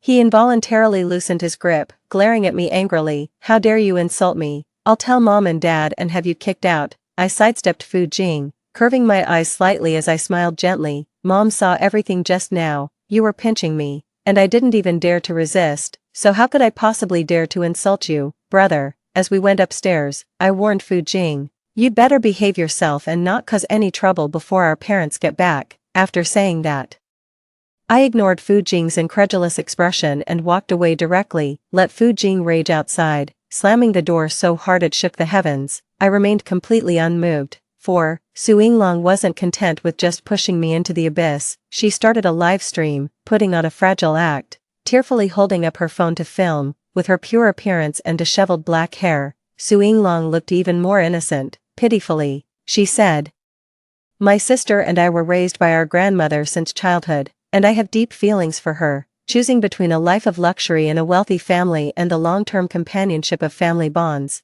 because grandma's health isn't good, I ultimately decided to stay by her side, hoping to spend more time with her." After saying this, Su Yinglong paused and let out a bitter laugh. "But my younger sister chose to enter the wealthy family without even looking back, showing no concern whatsoever for how grandma would fare afterwards. I truly believe she's a cold and heartless person." Watching the live stream gain more and more viewers, after hearing Su Yinglong's words, many people followed the public opinion and mercilessly criticized me as an ungrateful wretch. Su Yinglong quickly added, "I'm not saying my sister's approach was wrong. Of course I understand that choosing wealth when given the option is human nature. I can understand her actions." Of course, Su Yinglong tucked a strand of hair behind her ear and said softly, "I'll always stay by grandma's side." Su Yinglong stared at her phone screen, revealing a smile as pure as the only little white flower growing in a desert. She clenched her fists as if cheering herself on. "I'll live well together with grandma." Seeing Su Yinglong's innocent and harmless appearance, many netizens felt heartache for her. Her live stream was also recorded and spread as a video. For a time, everyone praised her as a little white flower blooming from the mud, and I was the greedy and opportunistic ingrate. 5. Unsurprisingly, almost all the students at school had seen this widely circulated video. Young Master Zhou Chongji was born with a silver spoon in his mouth. He had never seen such a stubborn girl who, when faced with a choice between money and family, unhesitatingly chose family. Not only that, But she was also strong-willed and harmless. In contrast, my snobbish sister, who despises the poor and fawns over the rich, appears even more malicious and cunning. Zhou Chongji had always looked down upon worldly people like me, so, he brought his gang and arrogantly cornered me at the restroom entrance. Zhou Chongji squatted halfway before me, smoking, looking down at me with disdain. He blew smoke into my face. Look at you, how dare a filthy insect like you deserve to study in this school? Zhou Chongji flicked the ash off his cigarette, then pressed the still-burning tip directly onto my arm. I was held down, unable to move. I could only watch as Zhou Chongji's cigarette burned into my skin with a sizzling sound, quickly raising a red, swollen blister. Seeing this, the surrounding boys erupted in mocking jeers. Su Yinglong was called over and happened to witness this scene. Immediately, she widened her eyes, covered her mouth in shock, and exclaimed, "How could you do this?" Zhou Chongji looked up, lazily stood up, walked to Su Yinglong's side, and chuckled, "Hey, little one, young master here is helping you get revenge. Don't you like it?" Su Yinglong swiftly glanced at me, concealing the triumph in her eyes. Then, she stomped her foot and glared at Zhou Chongji angrily. "I don't like this, it's too much." Zhou Chongji watched Su Yinglong scrunch her nose, let out a mocking laugh, grabbed her arm, and pulled her shoulder to walk out. "Don't like it? Next time I'll try a different approach." Su Yinglong's voice was sweet and coquettish. "Zhou Chongji, how could you treat a classmate like this? It's not allowed." Rounding the corner, Su Yinglong glanced back stealthily, casting me a contemptuous look. Naturally, she was smug. In her past life, Zhou Chongji was the one who bullied her the most at school. This lifetime, with their roles reversed, Zhou Chongji ended up falling for her and helped her bully me instead. But, sister, to live a second life, relying on men. Is this the only trick you've got? 6. During Fu Jing's first few days at school, he behaved calmly, kept to himself, and didn't cause any trouble. But after handing in the exam papers, when I returned to the classroom, I found the place in complete chaos. Fu Jing's desk had been overturned, with books scattered all over the floor. The person who paid respects is no longer here. The classmates' eyes still held fear. They said, Fu Jing was sitting perfectly fine, then suddenly went mad in an instant, smashing everything within reach. I found Fu Jing in an empty classroom, with teachers hesitantly standing at the doorway, none daring to enter. He sat calmly on the only stool in the center of the classroom, with unfathomable violence hidden beneath his eyes. Su Yinglong witnessed this scene, and a flash of venomous hatred crossed her face. The scenes of being tortured by Fu Jing's madness in her past life were still vivid in her mind. She screamed in terror, "Fu Jing is a lunatic. He's sick." After taking care of Fu Jing for so long, how could she not know that people experiencing bipolar episodes shouldn't be provoked? I stepped forward and slapped Su Yinglong hard across the face, ordering her, "Shut up, don't speak." I slammed her against the wall. Su Yinglong's eyes widened as she was about to scream, but the next second, out of the corner of her eye, she saw Zhou Chongji approaching down the corridor with his entourage. Su Yinglong's eyes flickered as tears began to fall, sobbing as she said, "How could you bully me like this?" Zhou Chongji witnessed the scene, his jaw tightening in anger as he stormed over. "Hey, Fu Qiushi, are you looking to die?" But I completely ignored Zhou Chongji. Turning around, I stepped into the classroom. No one dared to enter and forcefully slammed the door behind me. Facing Fu Jing's suddenly raised terrifying gaze, with calm eyes, I extended the medicine bottle in my hand. "Take the medicine." Fu Jing's voice was icy as he said bluntly, "Get out." Seeing me approach step by step, Fu Jing's fingers curled slightly. The next moment, he stood up, grabbed my neck, and slammed me to the ground. Fu Jing's eyes were bloodshot as he growled from his throat. I said, "Get out." Given the circumstances, I wasn't the least bit surprised, but this is a school, not the Fu household, not a place where Fu Jing can act recklessly as he pleases. Having worked in the fields with my grandmother for years, if nothing else, my strength is truly formidable. Without a word, I pried open Fu Jing's grip, seized him by the collar, and flipped him straight onto the ground, pinning Fu Jing down. I enunciated each word slowly. I said, "Take your medicine." Fu Jing was having a bipolar episode at that moment and couldn't listen to a word I said. He struggled to get up. "How dare you treat me like this? I'll tell Mom and Dad to kick you out." My voice was icy. "Suit yourself." If it weren't for the fact that Grandma owed the Fu family a debt of gratitude that needed repaying, I would never have obediently left with the Fu family. Fu Jing couldn't outmatch me. With a fierce glare, he opened his mouth and bit down hard on my arm. He showed no mercy. and in an instant, blood gushed from my wound, but I wasn't about to indulge him. I threw a powerful punch to his face, covered in blood, and grappled with him, having just vented his anger. Fu Jing had already exhausted his strength by now. In the end, I pinned him down with his hands twisted behind his back, forcing him to swallow the medicine. Fu Jing glared at me with hatred. Fu Qiushi, you're insane. I slapped him mercilessly. You're the insane one, moron. 7. Because this time Fu Jing had an episode at school. Almost everyone knew Fu Jing had bipolar disorder. Su Yinglong even spread rumors at school, saying Fu Jing was a madman, violent and cruel, and everyone should stay away from him. Facing Zhou Chongji's inquiry, tears immediately welled up in Su Yinglong's eyes as she said tearfully, Fu Jing is a terrifying person. I've seen him bully others before.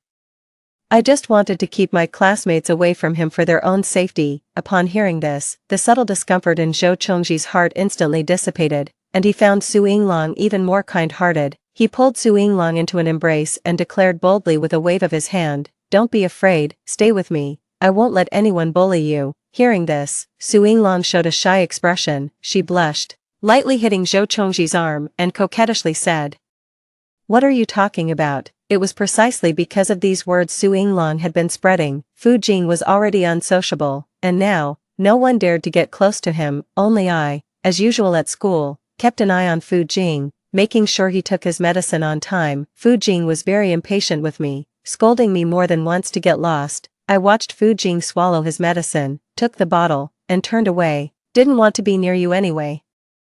Because last time when Fu Jing had an episode, I impatiently slapped Su Yinglong. Zhou Chongji saw it and thought I was bullying Su Yinglong, which made him despise me even more. At school, I often found my desks and chairs scribbled with words like bitch and slut using markers. When going to the cafeteria, people would intentionally bump into me, causing my food to spill all over me. Even when I went out briefly, I would return to find snakes, mice, or cockroaches in my backpack, sometimes dead, sometimes alive, saw me freeze. Zhou Chongji leaned against the windowsill, laughing uproariously with his lackeys. I remained expressionless, walked over, and directly stuffed the thing back into his uniform collar exactly as it was. Zhou Chongji screamed in fright, jumping and shaking the mouse out of his clothes, cursing at me. Are you insane? Without saying a word, I turned and went back to my seat.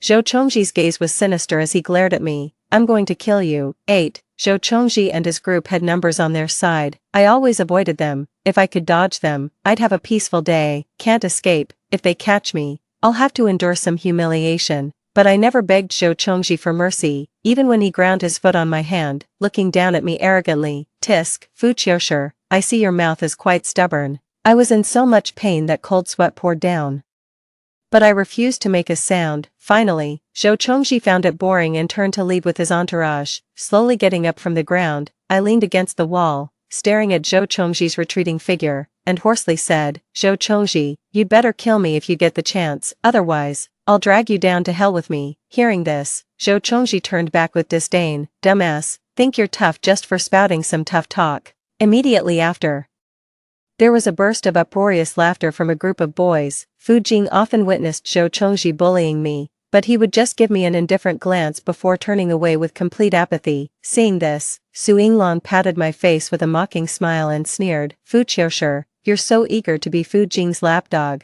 but he's never cared about you at all. I don't have the strength to deal with Su Yinglong right now. I can only lean against the wall to catch my breath. After catching my breath, I lifted my foot and kicked Su Yinglong hard. She screamed in fear, took a few steps back, and glared at me angrily. Bitch, why aren't you dead yet? Then, as if struck by some amusing thought, she suddenly burst into giggles. She gloated triumphantly. It's not time yet, my dear sister. Just wait to be plunged into a long, sunless nightmare. 9. Fu Jing and Zhou Chongji got into a fight. By the time I arrived, they were already grappling fiercely in the classroom, both bearing injuries. One was from the prominent Fu family of Ningqing, the other was the young master of the Zhou family. These two started fighting, and no one dared to intervene, fearing they might get hurt in the crossfire. The homeroom teacher stood at the door, anxiously pacing in circles. I glanced at Su Yinglong, who was hiding by the door, covering her mouth in excitement as she watched the drama unfold. It's obvious that these two people, who normally have no interaction, wouldn't fight for no reason. She must have instigated it. Su Yinglong saw me appear and curled her eyes smugly, revealing a row of white teeth. The Fu family parents are back from their business trip. When they find out Fu Jing got into a fight, guess what they'll do? Little sister, you're done for. The sight of Su Yinglong irritated me. I raised my hand and slapped her hard. Done for.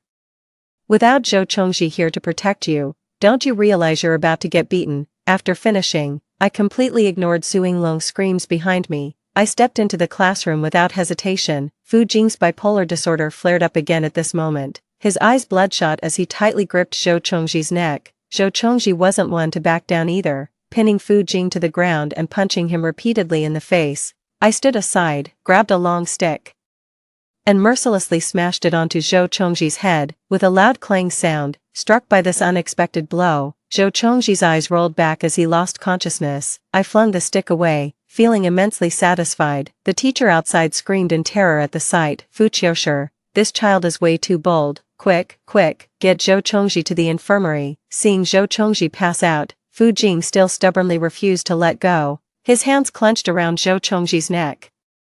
I was afraid he might actually strangle Zhou Chongji to death. I had no choice but to hold Fu Jing down, prying his fingers open one by one while soothing him. Calm down, Fu Jing. Fu Jing's eyes darted around before glaring at me viciously, seemingly wanting to throw a punch my way too. I preempted him, twisting Fu Jing's arms behind his back and restraining him. Calm down, unwilling to yield. Fu Jing struggled a few times before suddenly biting down on my arm. Damn it, biting again. Is he part dog or something? I spoke rapidly. Right now I'm your only acquaintance at school. I have your medication. I can take good care of you. So please calm down. Okay, be good, be good. I won't let anyone bully you again. Listening to my comforting words, perhaps it was the taste of blood in Fu Jing's mouth that made his crimson eyes glare at me fiercely before he slowly loosened his bite. 10. The incident blew up into a huge deal. The teacher summoned both sets of parents to the school. The Zhou parents looked at Zhou Chongji's injuries and smiled thinly at the Fu family. Your adopted daughter here has quite the vicious streak. Hearing this, Father Fu shot me a sidelong glance and mercilessly slapped me hard across the face. Instantly, my cheek swelled up, and I could almost taste the faint metallic tang of blood from the broken skin inside my mouth. Father Fu said with a smile, yes, this child is beyond discipline. I hit too hard, my apologies, in front of the Zhou family. Father Fu berated me sternly and harshly. Immediately, he told me to get out, saying he would have a good talk with the Zhou family. Just as I was leaving, Father Fu patted my shoulder and said softly, well done. Seeing me walk out with a swollen, red face, Su Yinglong's eyes curved with delight as she giggled triumphantly, covering her lips mockingly. Sister, you're done for. You'll get the whip when you go back, and kneeling as punishment. None of it will be spared. And when that madman has an episode, you might end up suffering terribly at his hands. Just seeing her irritates me. Grabbing Su Yinglong by the throat, he slammed her against the wall and glared coldly. Watch your mouth. He's ill, not insane. Su Yinglong was being choked by me, struggling to breathe as teardrops welled up uncontrollably in the corners of her eyes. Her face flushed crimson as she kept slapping my hand. Truly Fu Jing's well-trained dog, so fiercely protective of its master.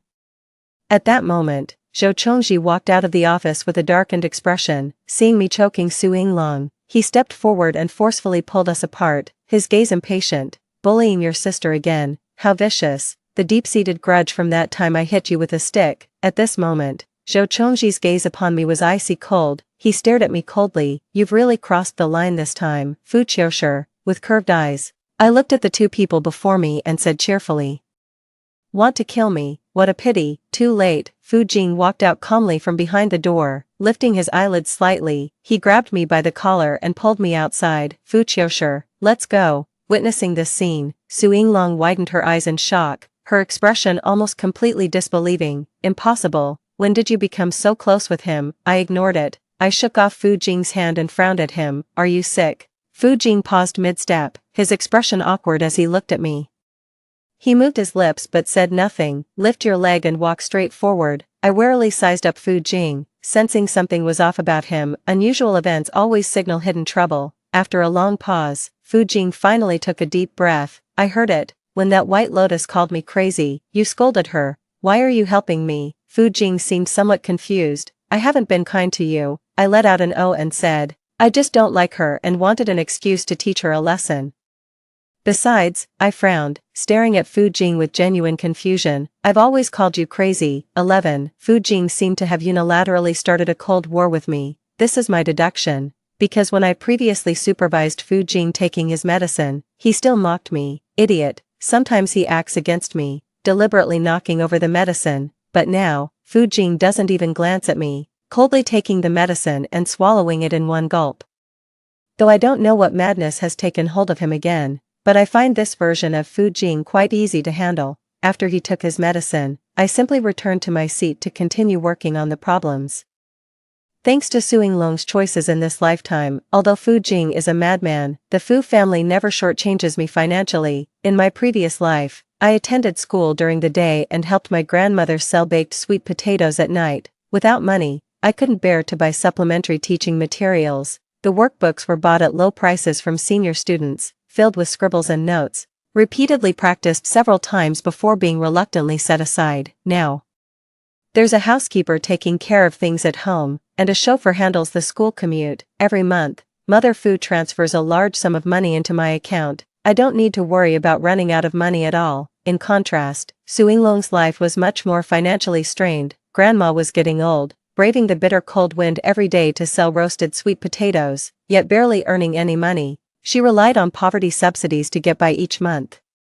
But having lived a life of privilege in her past existence, suddenly returning to a life of scarcity left her in utter disarray. Su Yinglong already had poor academic performance, making her future prospects bleak. Now, she can only cling to Zhou Chongji's affection for her to regain a shred of faith in the future. Occasionally returning home, Su Yinglong would often angrily scold her grandmother, "You old thing. Why can't you come up with money? Go out and earn some quickly." Considering Grandma's advanced age, I worried that overexertion might harm her health. I deliberately saved up my monthly allowance and, taking advantage of Su Yinglong's absence, slipped the money to Grandma. I told her, "Buy whatever the household needs, but don't spoil Su Yinglong, and don't let her keep ordering you around. Be good, Grandma." Grandma held my hand, her cloudy eyes looking at me with guilt. "Sure. It's Grandma's fault for being useless. When you're old, you can't earn money and instead have to send you away. Sure. Don't let anyone bully you out there." My eyes grew warm as I squeezed Grandma's hand back, smiling. "Grandma, I'm living very well now. Mom and Dad treat me well, and so does my brother. No one bullies me." Only then did Grandma seem to set her mind at ease, patting my hand slowly. That's good. When leaving, Grandma held on to me and insisted on stuffing a bag of sweet potatoes into my hands. "These are grown by Grandma herself, healthy. Take them back for your parents to eat." I couldn't refuse, so I had to take it in my hands. "Grandma, I'll come see you next time. Take good care of yourself." Grandma stood at the door, watching me leave as she waved cheerfully and said, "I'll be waiting for you." When I got home, I saw Fu Jing sitting on the couch downstairs, flipping through a book impatiently. Seeing me return, his tone carried some displeasure. "Where did you go? Why didn't you wait for me after school?" Noticing me carrying a dirty plastic bag with soil stains into the house, Fu Jing's expression grew even more disdainful. "What's this? It looks filthy." I couldn't be bothered with Fu Jing and walked into the kitchen to wash and dry the sweet potatoes. Fu Jing followed me in, crossing his arms and standing arrogantly to the side. "Why did you buy these?" "I went to see Grandma today. These are the ones she grew." Fu Jing had heard about me and snorted through his nose. Seeing me start cooking, he stiffened his neck and reluctantly said, "Hey, Fu Qiushi, I want a taste too." I didn't add any seasoning, just boiled the sweet potatoes in plain water. Fu Jing frowned, picked at the skin with a fork, and tentatively took a bite. "Just barely acceptable. The taste is alright. Your grandma grew them well." Watching Fu Jing's awkward demeanor, for the first time ever, I didn't find him quite so detestable. As we went upstairs, I casually patted his head like petting a dog. "Finish it, don't waste." Fu Jing widened his eyes and gasped sharply, "Fu Qiushi, how dare you?" 12. Since the last time his parents were called to school, Zhou Chongji reluctantly behaved himself for a while, but every time I passed by, I couldn't help but notice, his gaze at me was icy cold, as if plotting something. Similarly, Su Yinglong also quieted down, yet, her gaze remained as venomous as ever. "Why don't you get confined? Why didn't you get beaten?" "Fu Qiushi, how exactly did you manage it?" I looked at her and smiled faintly. "Want to know?" The next moment, gripping the back of her neck, I stood on the stairs, leaned down, and whispered by her ear, "Then get on your knees and beg me." "Sister, The answer is actually quite simple: understand clearly what each character desires. The Fu family parents were too busy with work, so they wanted someone to take care of their child at school and ensure a stable life. Fu Jing had been neglected since childhood, so he hoped to have companionship and receive care. I just hope my school life passes quietly. Use your brain to find the balance between these three. Take the initiative to put in some effort. The problem will be easily solved. Unfortunately, in her previous life, Su Yinglong was too selfish, only thinking of herself and unwilling to compromise in the slightest. This is the difference between her and me.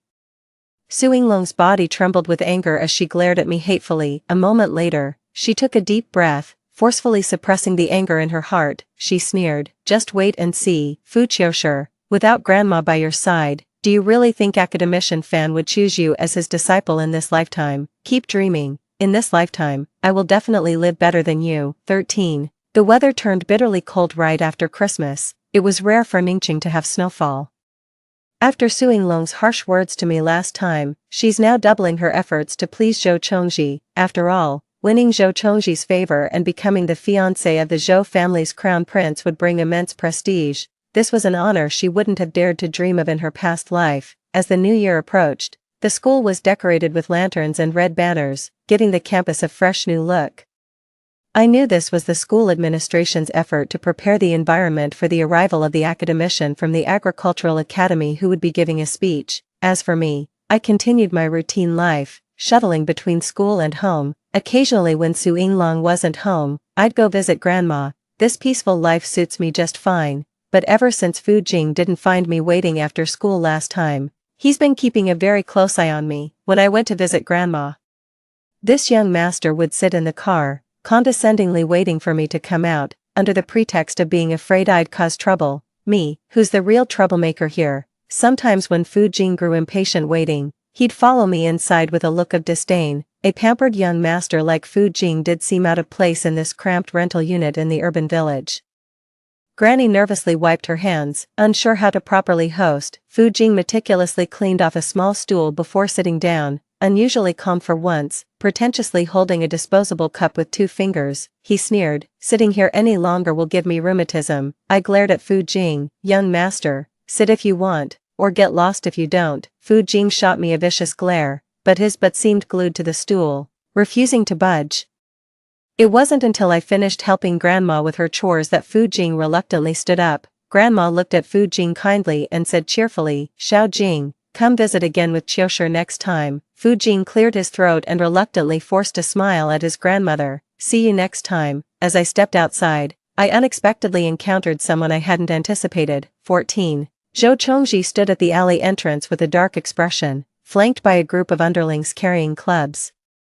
Zhou Chongji stared at us and let out a sinister chuckle. "Finally caught you." He sauntered forward slowly, a hint of disdain curling at the corners of his lips. "You've really picked a great spot. No cameras, no people." He tapped the long rod in his hand leisurely and said, "Even if I kill you all today, no one would ever know. Zhou Chongji is following us." With a sweep of my gaze, I quickly assessed the number of people and immediately formed a plan in my mind. Fu Jing, who feared nothing in heaven or earth, lifted his eyelids and coldly spat 2 words at Zhou Chongji. "Idiot." Hearing this, Zhou Chongji laughed in extreme anger. "Let's see today who's the real idiot." I took a step back, nudged Fu Jing's arm with my elbow, and whispered, "Follow my lead." Fu Jing raised an eyebrow in surprise. "You can fight too." I stared at Zhou Chongji approaching step by step, counting down under my breath. 3, 2, 1. Fu Jing spoke calmly, "Tell me, who should we beat up?" At the last moment, I grabbed Fu Jing's hand and shouted sharply, "Run." I yanked Fu Jing away, and he exclaimed in shock, "Didn't you say we were going to fight back?" I ran with practiced ease, deftly weaving through the alleyways with Fu Jing in tow. Even while panting for breath, I still had the energy to scold him. "Are you out of your mind? There are 18 of them and only 2 of us. How could we possibly fight? Having backbone is good. But those who can't assess the situation are just fools. Both my brain and hands are crucial. My dream is to cultivate high-end wheat unique to China. I can't afford to get injured." Fu Jing let out a disdainful snort from his nose. Coward. But he wasn't actually stupid enough to go back and pick a fight with Zhou Zhongji. After saying these words, Fu Jing fell silent. Fortunately, I had lived here for a long time and was very familiar with the terrain. I led Fu Jing to a dead end. scaled the wall in a few steps, then quickly pulled him over. After hiding, I pulled Fu Jing down to crouch, pressing our ears against the wall as we listened to Zhou Chongji's men cursing while running away. Only then did I breathe a sigh of relief. Turning my head, I saw Fu Jing staring at me in a daze. I frowned. "What are you doing?" After hesitating for a moment, he muttered, "That moment when you climbed over the wall just now was pretty cool." 15. Su Yinglong caused another scene. One night, she suddenly showed up at the Fu family's doorstep, weeping pitifully, holding a camera. She sobbed while banging on our door. "Little sister, Grandma is sick, please go see her." Behind where the camera couldn't see, a vicious glint flashed in Su Yinglong's eyes as she said weakly, "Come with me quickly to see Grandma." Disdainful of her family's shabby home, Su Yinglong had long since moved out of the rental and settled comfortably into the apartment Zhou Chongji rented for her. She rarely returned, even if Grandma fell ill. How could she know before I did? Besides, I just visited Grandma not long ago. She had a rosy complexion and was in good health. Su Yinglong's move was undoubtedly a weasel giving New Year's greetings to a chicken, harboring no good intentions. I checked the surveillance footage from Grandma's house, took a glance to confirm she was safe and sound, then reached out to close the door. "Come on, sis. I can see you're brewing up some mischief." Su Yinglong flusteredly blocked the door, putting on an anxious performance. "I'm serious, little sister. Grandma is really sick and wants to see you at home." I scoffed, eyeing Su Yinglong. "Next time, try acting more convincingly, sis, then I might consider it." Fu Jing stepped out from behind me, his eyelids lowered as he looked down at Su Yinglong with disdain, as if observing an insignificant insect. He frowned in disgust. "What kind of stray cats and dogs dare knock on our door? Are the security guards just for show?" Fu Jing pressed the intercom button, his voice icy. "Security, escort this person out." Su Yinglong was escorted out by security with a tearful voice. Before leaving, the camera she held kept pointing in our direction. Su Yinglong glared at us from afar with venomous eyes, silently mouthing, "You're done." "Done with what? Do you really think I'm stupid and can't see her blatantly holding up her phone? I just want this wind to blow stronger, even stronger. The higher you climb, the harder you'll fall." Of course. 16. On the scheduled date, Academician Fan arrived as promised, because Academician Fan is a renowned scholar at the Academy of Agricultural Sciences. When she arrived, many newspaper reporters came to the school together to interview her. Just as the principal respectfully invited Academician Fan to tour the school together, Su Yinglong rushed over. Holding her phone and sobbing, she knelt on the ground, grabbed Academician Fan's skirt with tears in her eyes, and cried, "Teacher, please help me. After my younger sister was adopted by the Fu family, not only did she ignore me and Grandma's well-being, but she also bullies me at school. I really have no other choice." Academician Fan was a very gentle elder. Seeing this, she quickly helped Su Yinglong up and asked with concern, "Child, what exactly happened? Who is your sister?" Su Yinglong sobbed while wiping her tears, "My sister is Fu Qiushi." Upon hearing this name, Academician Fan was momentarily stunned, and her gaze gradually sharpened. She said softly, "Can you tell your teacher in detail what exactly happened?" The reporters standing nearby instinctively raised their cameras the moment they saw Su Yinglong burst in. When they heard Su Yinglong mention bullying, their eyes lit up, and the red recording lights on their cameras blinked incessantly. They fixed their gaze on Su Yinglong and spoke gently, "Don't be afraid, child. We're journalists, we'll get you justice." Su Yinglong slowly raised her tear-reddened eyes and lifted her phone to play the video. That video was the one from a few nights ago when Su Yinglong came crying to the Fu family's door.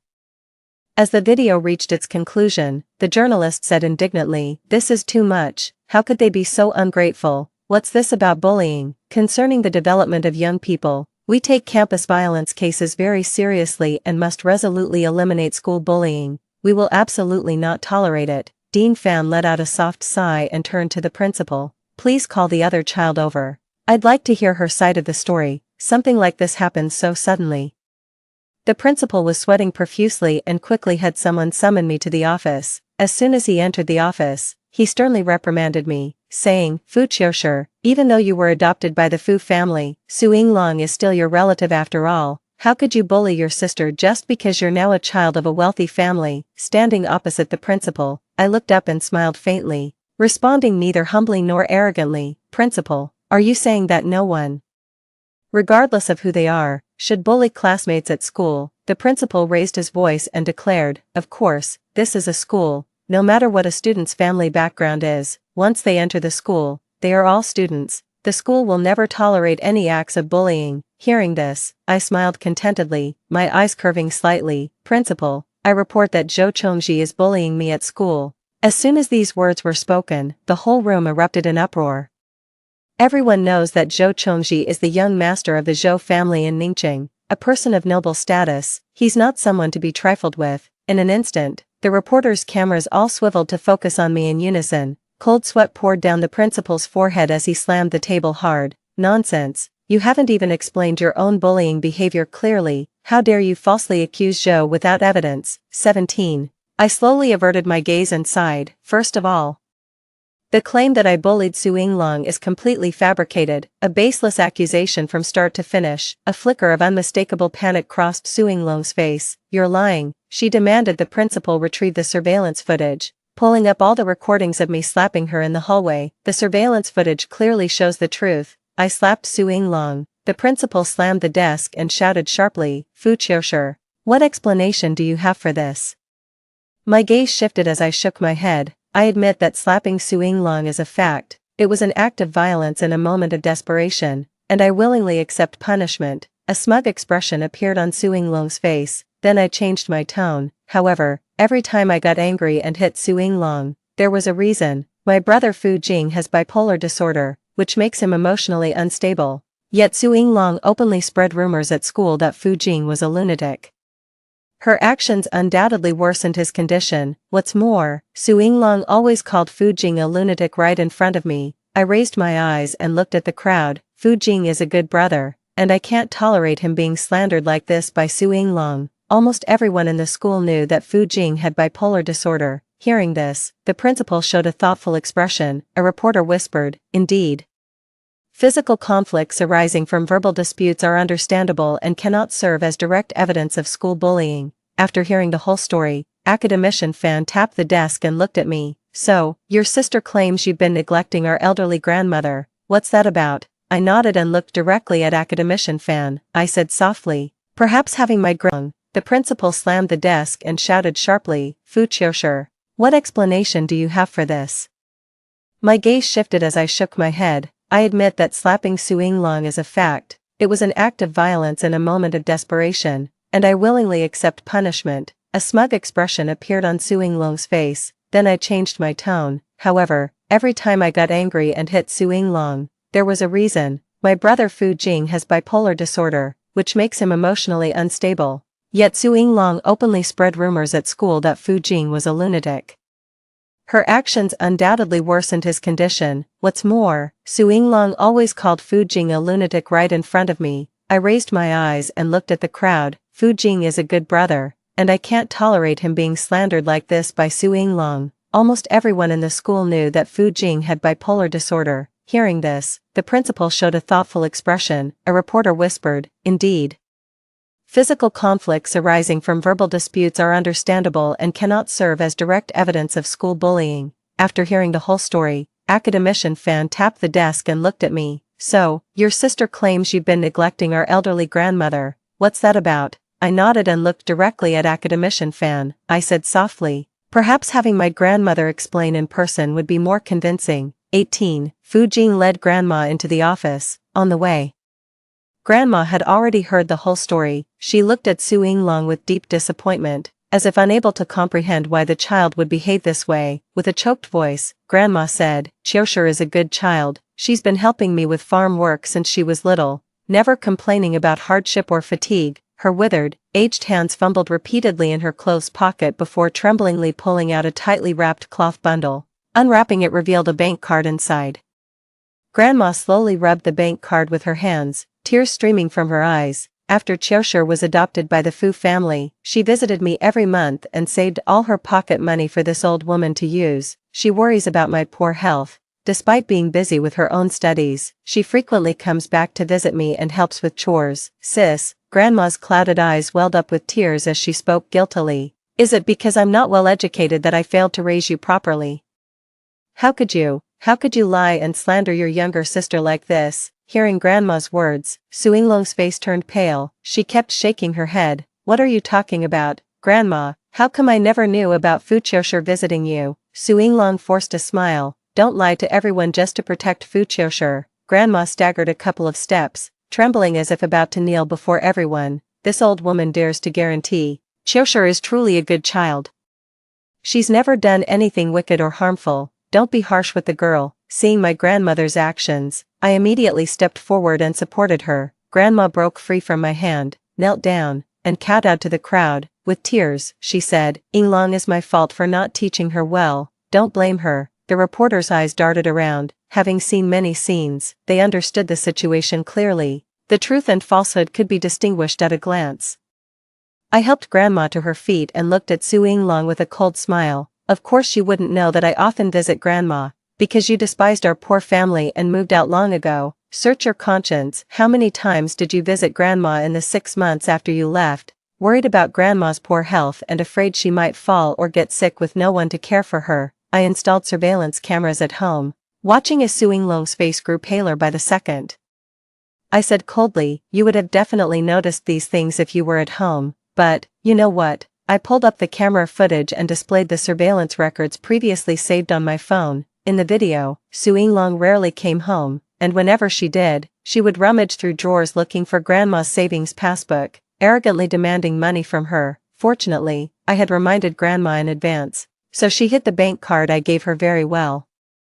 That's why Su Yinglong couldn't find it. In the video, Su Yinglong impatiently shoved Grandma and cursed, "You old hag, truly a waste of life, can't even produce a single penny, what's the point of me staying with you anyway?" And Grandma, pushed by Su Yinglong, staggered and fell to the ground, only able to apologize, "I'm sorry, Grandma is useless, can't earn money." When I first saw these videos earlier, I was already burning with anger, rushed to Grandma's house overnight to take her for a medical checkup. Fortunately, nothing serious happened, and now, the evidence left in the video has all become sharp blades pointing at Su Yinglong. From the moment I entered, Su Yinglong had stealthily propped up her phone on the bookshelf.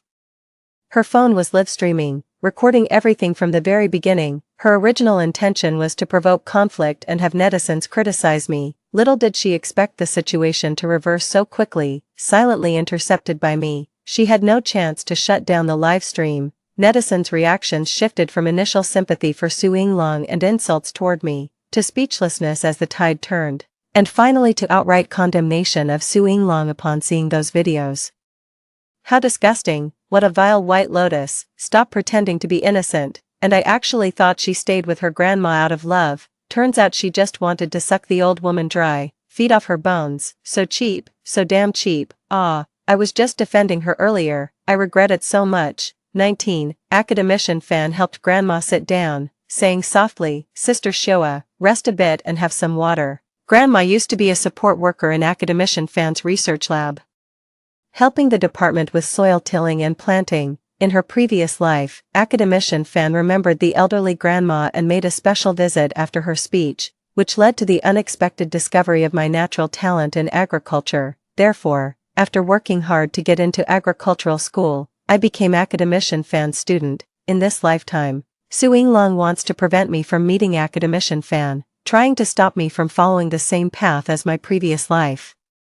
But I was well prepared, having already compiled and sent my thesis to Academician fan's email early on. After reviewing my thesis ideas, Academician fan was greatly impressed. We exchanged contact information, she learned about my situation, and arranged to meet me on the day of her lecture. So when Su Yinglong came in crying, Academician fan decided to hear the full story and understand the actual situation before drawing any conclusions as soon as she heard my name.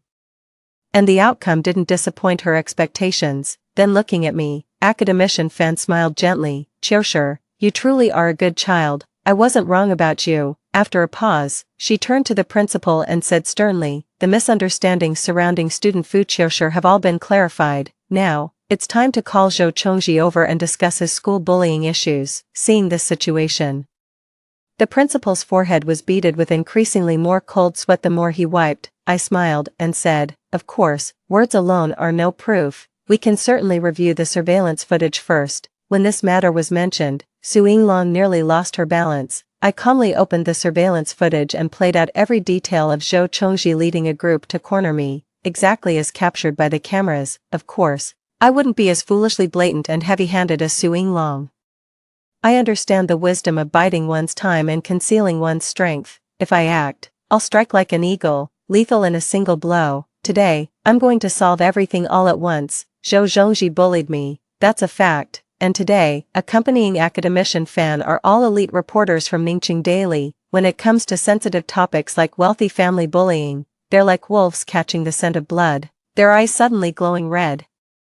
They won't stop until they've torn off a piece of flesh. Zhou Chongji, even as the most esteemed young master of the Zhou family, has no one to protect him. 20. The course of events unfolded exactly as I had anticipated, with evidence in hand. This is practically an indisputable fact. Journalists widely publicized Zhou Chongji's bullying of classmates. Overnight, Zhou Group stocks plummeted severely, and even Zhou Chongji didn't come to school for several consecutive days. Fearing Zhou Chongji's violent retaliation, I behaved very obediently during those days, strictly following my school schedule without daring to stay outside a moment longer. Yet inevitably, I still ran into Zhou Chongji at school. Over these past few days, he's grown terribly haggard, with dark, sunken eyes and bluish circles beneath them. He stopped me. Fu Qiushi, let's talk. I warily glanced around, making sure we were surrounded by classmates, before replying defensively.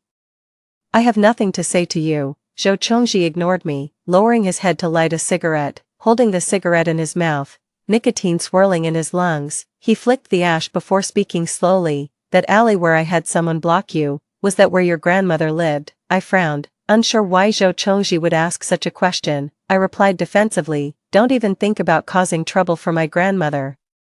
I've already moved her out, she's somewhere none of you can find now. Hearing my response, Zhou Chongji scoffed, tossed the cigarette butt to the ground, and crushed it under his foot. I didn't mean to take revenge on you. He was silent for a moment before murmuring, all this time, I never realized. Su Yinglong claimed to care about grandma, yet she never once went back to visit her. Zhou Chongji shut his eyes tightly, exhaling sharply. I see it clearly now. This is the retribution I deserve. I disliked you before because I thought you were money-grubbing, a greedy and opportunistic ingrate. That's exactly the kind of person my father was. He killed my mother. That's why I've always hated people like him the most, but only now do I realize, I'm a fucking idiot, being played like a fool while pretending to be righteous. Zhou Chongji pressed his lips together, lowering his head stiffly as he apologized to me. I'm sorry, Fu Qiushi. Seeing Zhou Chongji like this, I calmly took 2 steps back. Don't be disgusting. If apologies were enough, what would we need the police for? With that, I turned and walked away without looking back. Zhou Chongji stood behind me, quietly watching my retreating figure. He murmured softly, just consider me shameless. 21. I heard Zhou Chongji dump Su Yinglong. Before long, rumors spread again that Su Yinglong was pregnant. She cried and made a scene at the Zhou family's doorstep, demanding they take responsibility. Unfortunately, the one who responded to her wasn't Zhou Chongji, but his father, old Mr. Zhou, already in a foul mood due to heavy stock market losses, felt even more disgusted upon seeing Su Yinglong, the root cause of Zhou Chongji's scandal being exposed. He was still smiling when facing Su Yinglong, but his words showed no mercy. You're pregnant, how can you be sure it's my son's?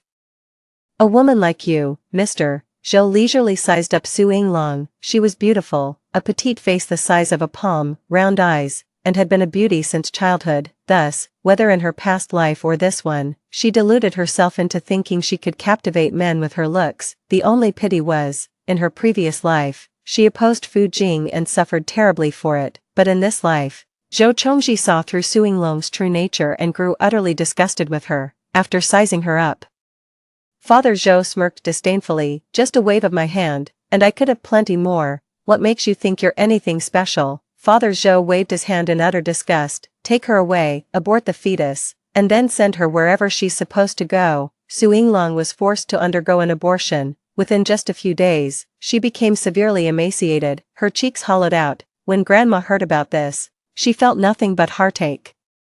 Blaming herself for failing to raise Su Yinglong properly, but I knew clearly that all of this was Su Yinglong's own doing. I didn't want to upset Grandma, so I agreed to visit Su Yinglong at the hospital on her behalf. Su Yinglong lay on the hospital bed, her gaze vacant as she murmured, why is my fate still so miserable even after being reborn? How come I can never win against you? I watched her from a distance, expressionless.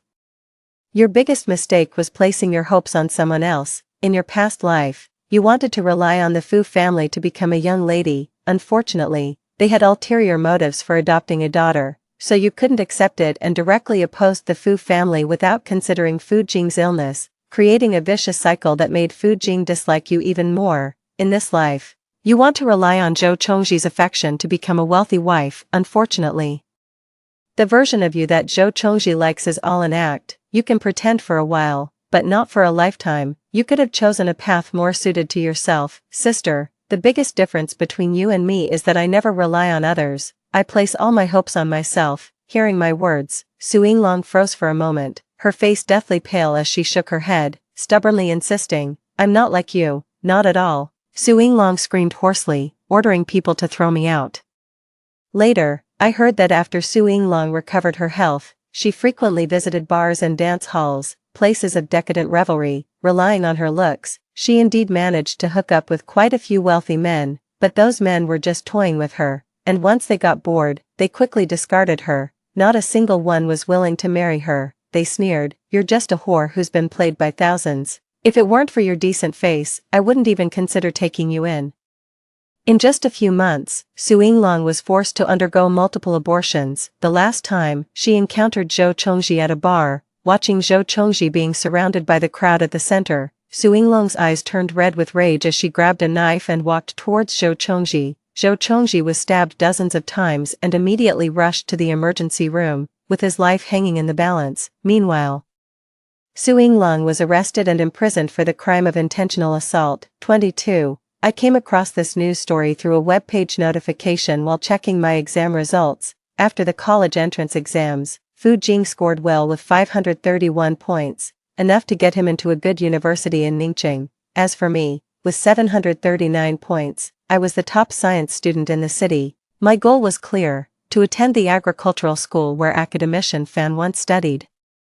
With the college entrance exams over and my duty of caring for Fu Jing completed, I decided to bid farewell to the Fu family. I slid forward a card. This is the prize money I earned from participating in competitions and inventing patents during high school. I've saved all the pocket money you gave me. I was adopted by the Fu family only to repay their kindness in helping my grandmother back then. Now, it's time to leave. Hearing my words, Fu Jing clenched his fists and said in disbelief, You're leaving. I smiled and reassured him, Fu Jing, no one will stay by your side forever. You need to learn to say goodbye. Now, Fu Jing's condition is well under control, and his bipolar disorder rarely flares up. Besides, my gaze softened, I have my own dreams to pursue, and I'm going after them. My dream is to cultivate premium wheat varieties, giving Chinese people access to high-end domestic crops, ensuring food security without relying on imports, encouraging citizens to prioritize local produce, enabling premium pricing for quality agricultural products,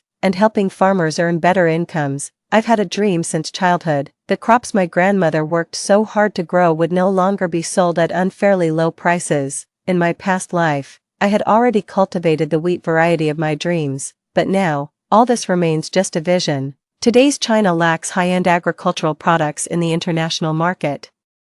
Despite being a major agricultural country, it is the world's largest importer of agricultural products. Moreover, apart from the Northeast Plain and a few other regions where mechanized production and planting can be achieved, most areas in China consist of mountains and hills, making full mechanization impossible. I believe that with previous experience, I can not only develop the ideal wheat variety ahead of schedule but also make further high-quality improvements, making it a premium high-end wheat variety better suited to China's conditions. 23. It's just that I didn't expect. On the first day of school, Fu Jing appeared lazily in front of me, dragging his suitcase. I was somewhat stunned. Why are you here? He pulled me into a side hug, lifting his eyelids lazily. Big brother can't bear to let his little sister wander alone in a foreign place.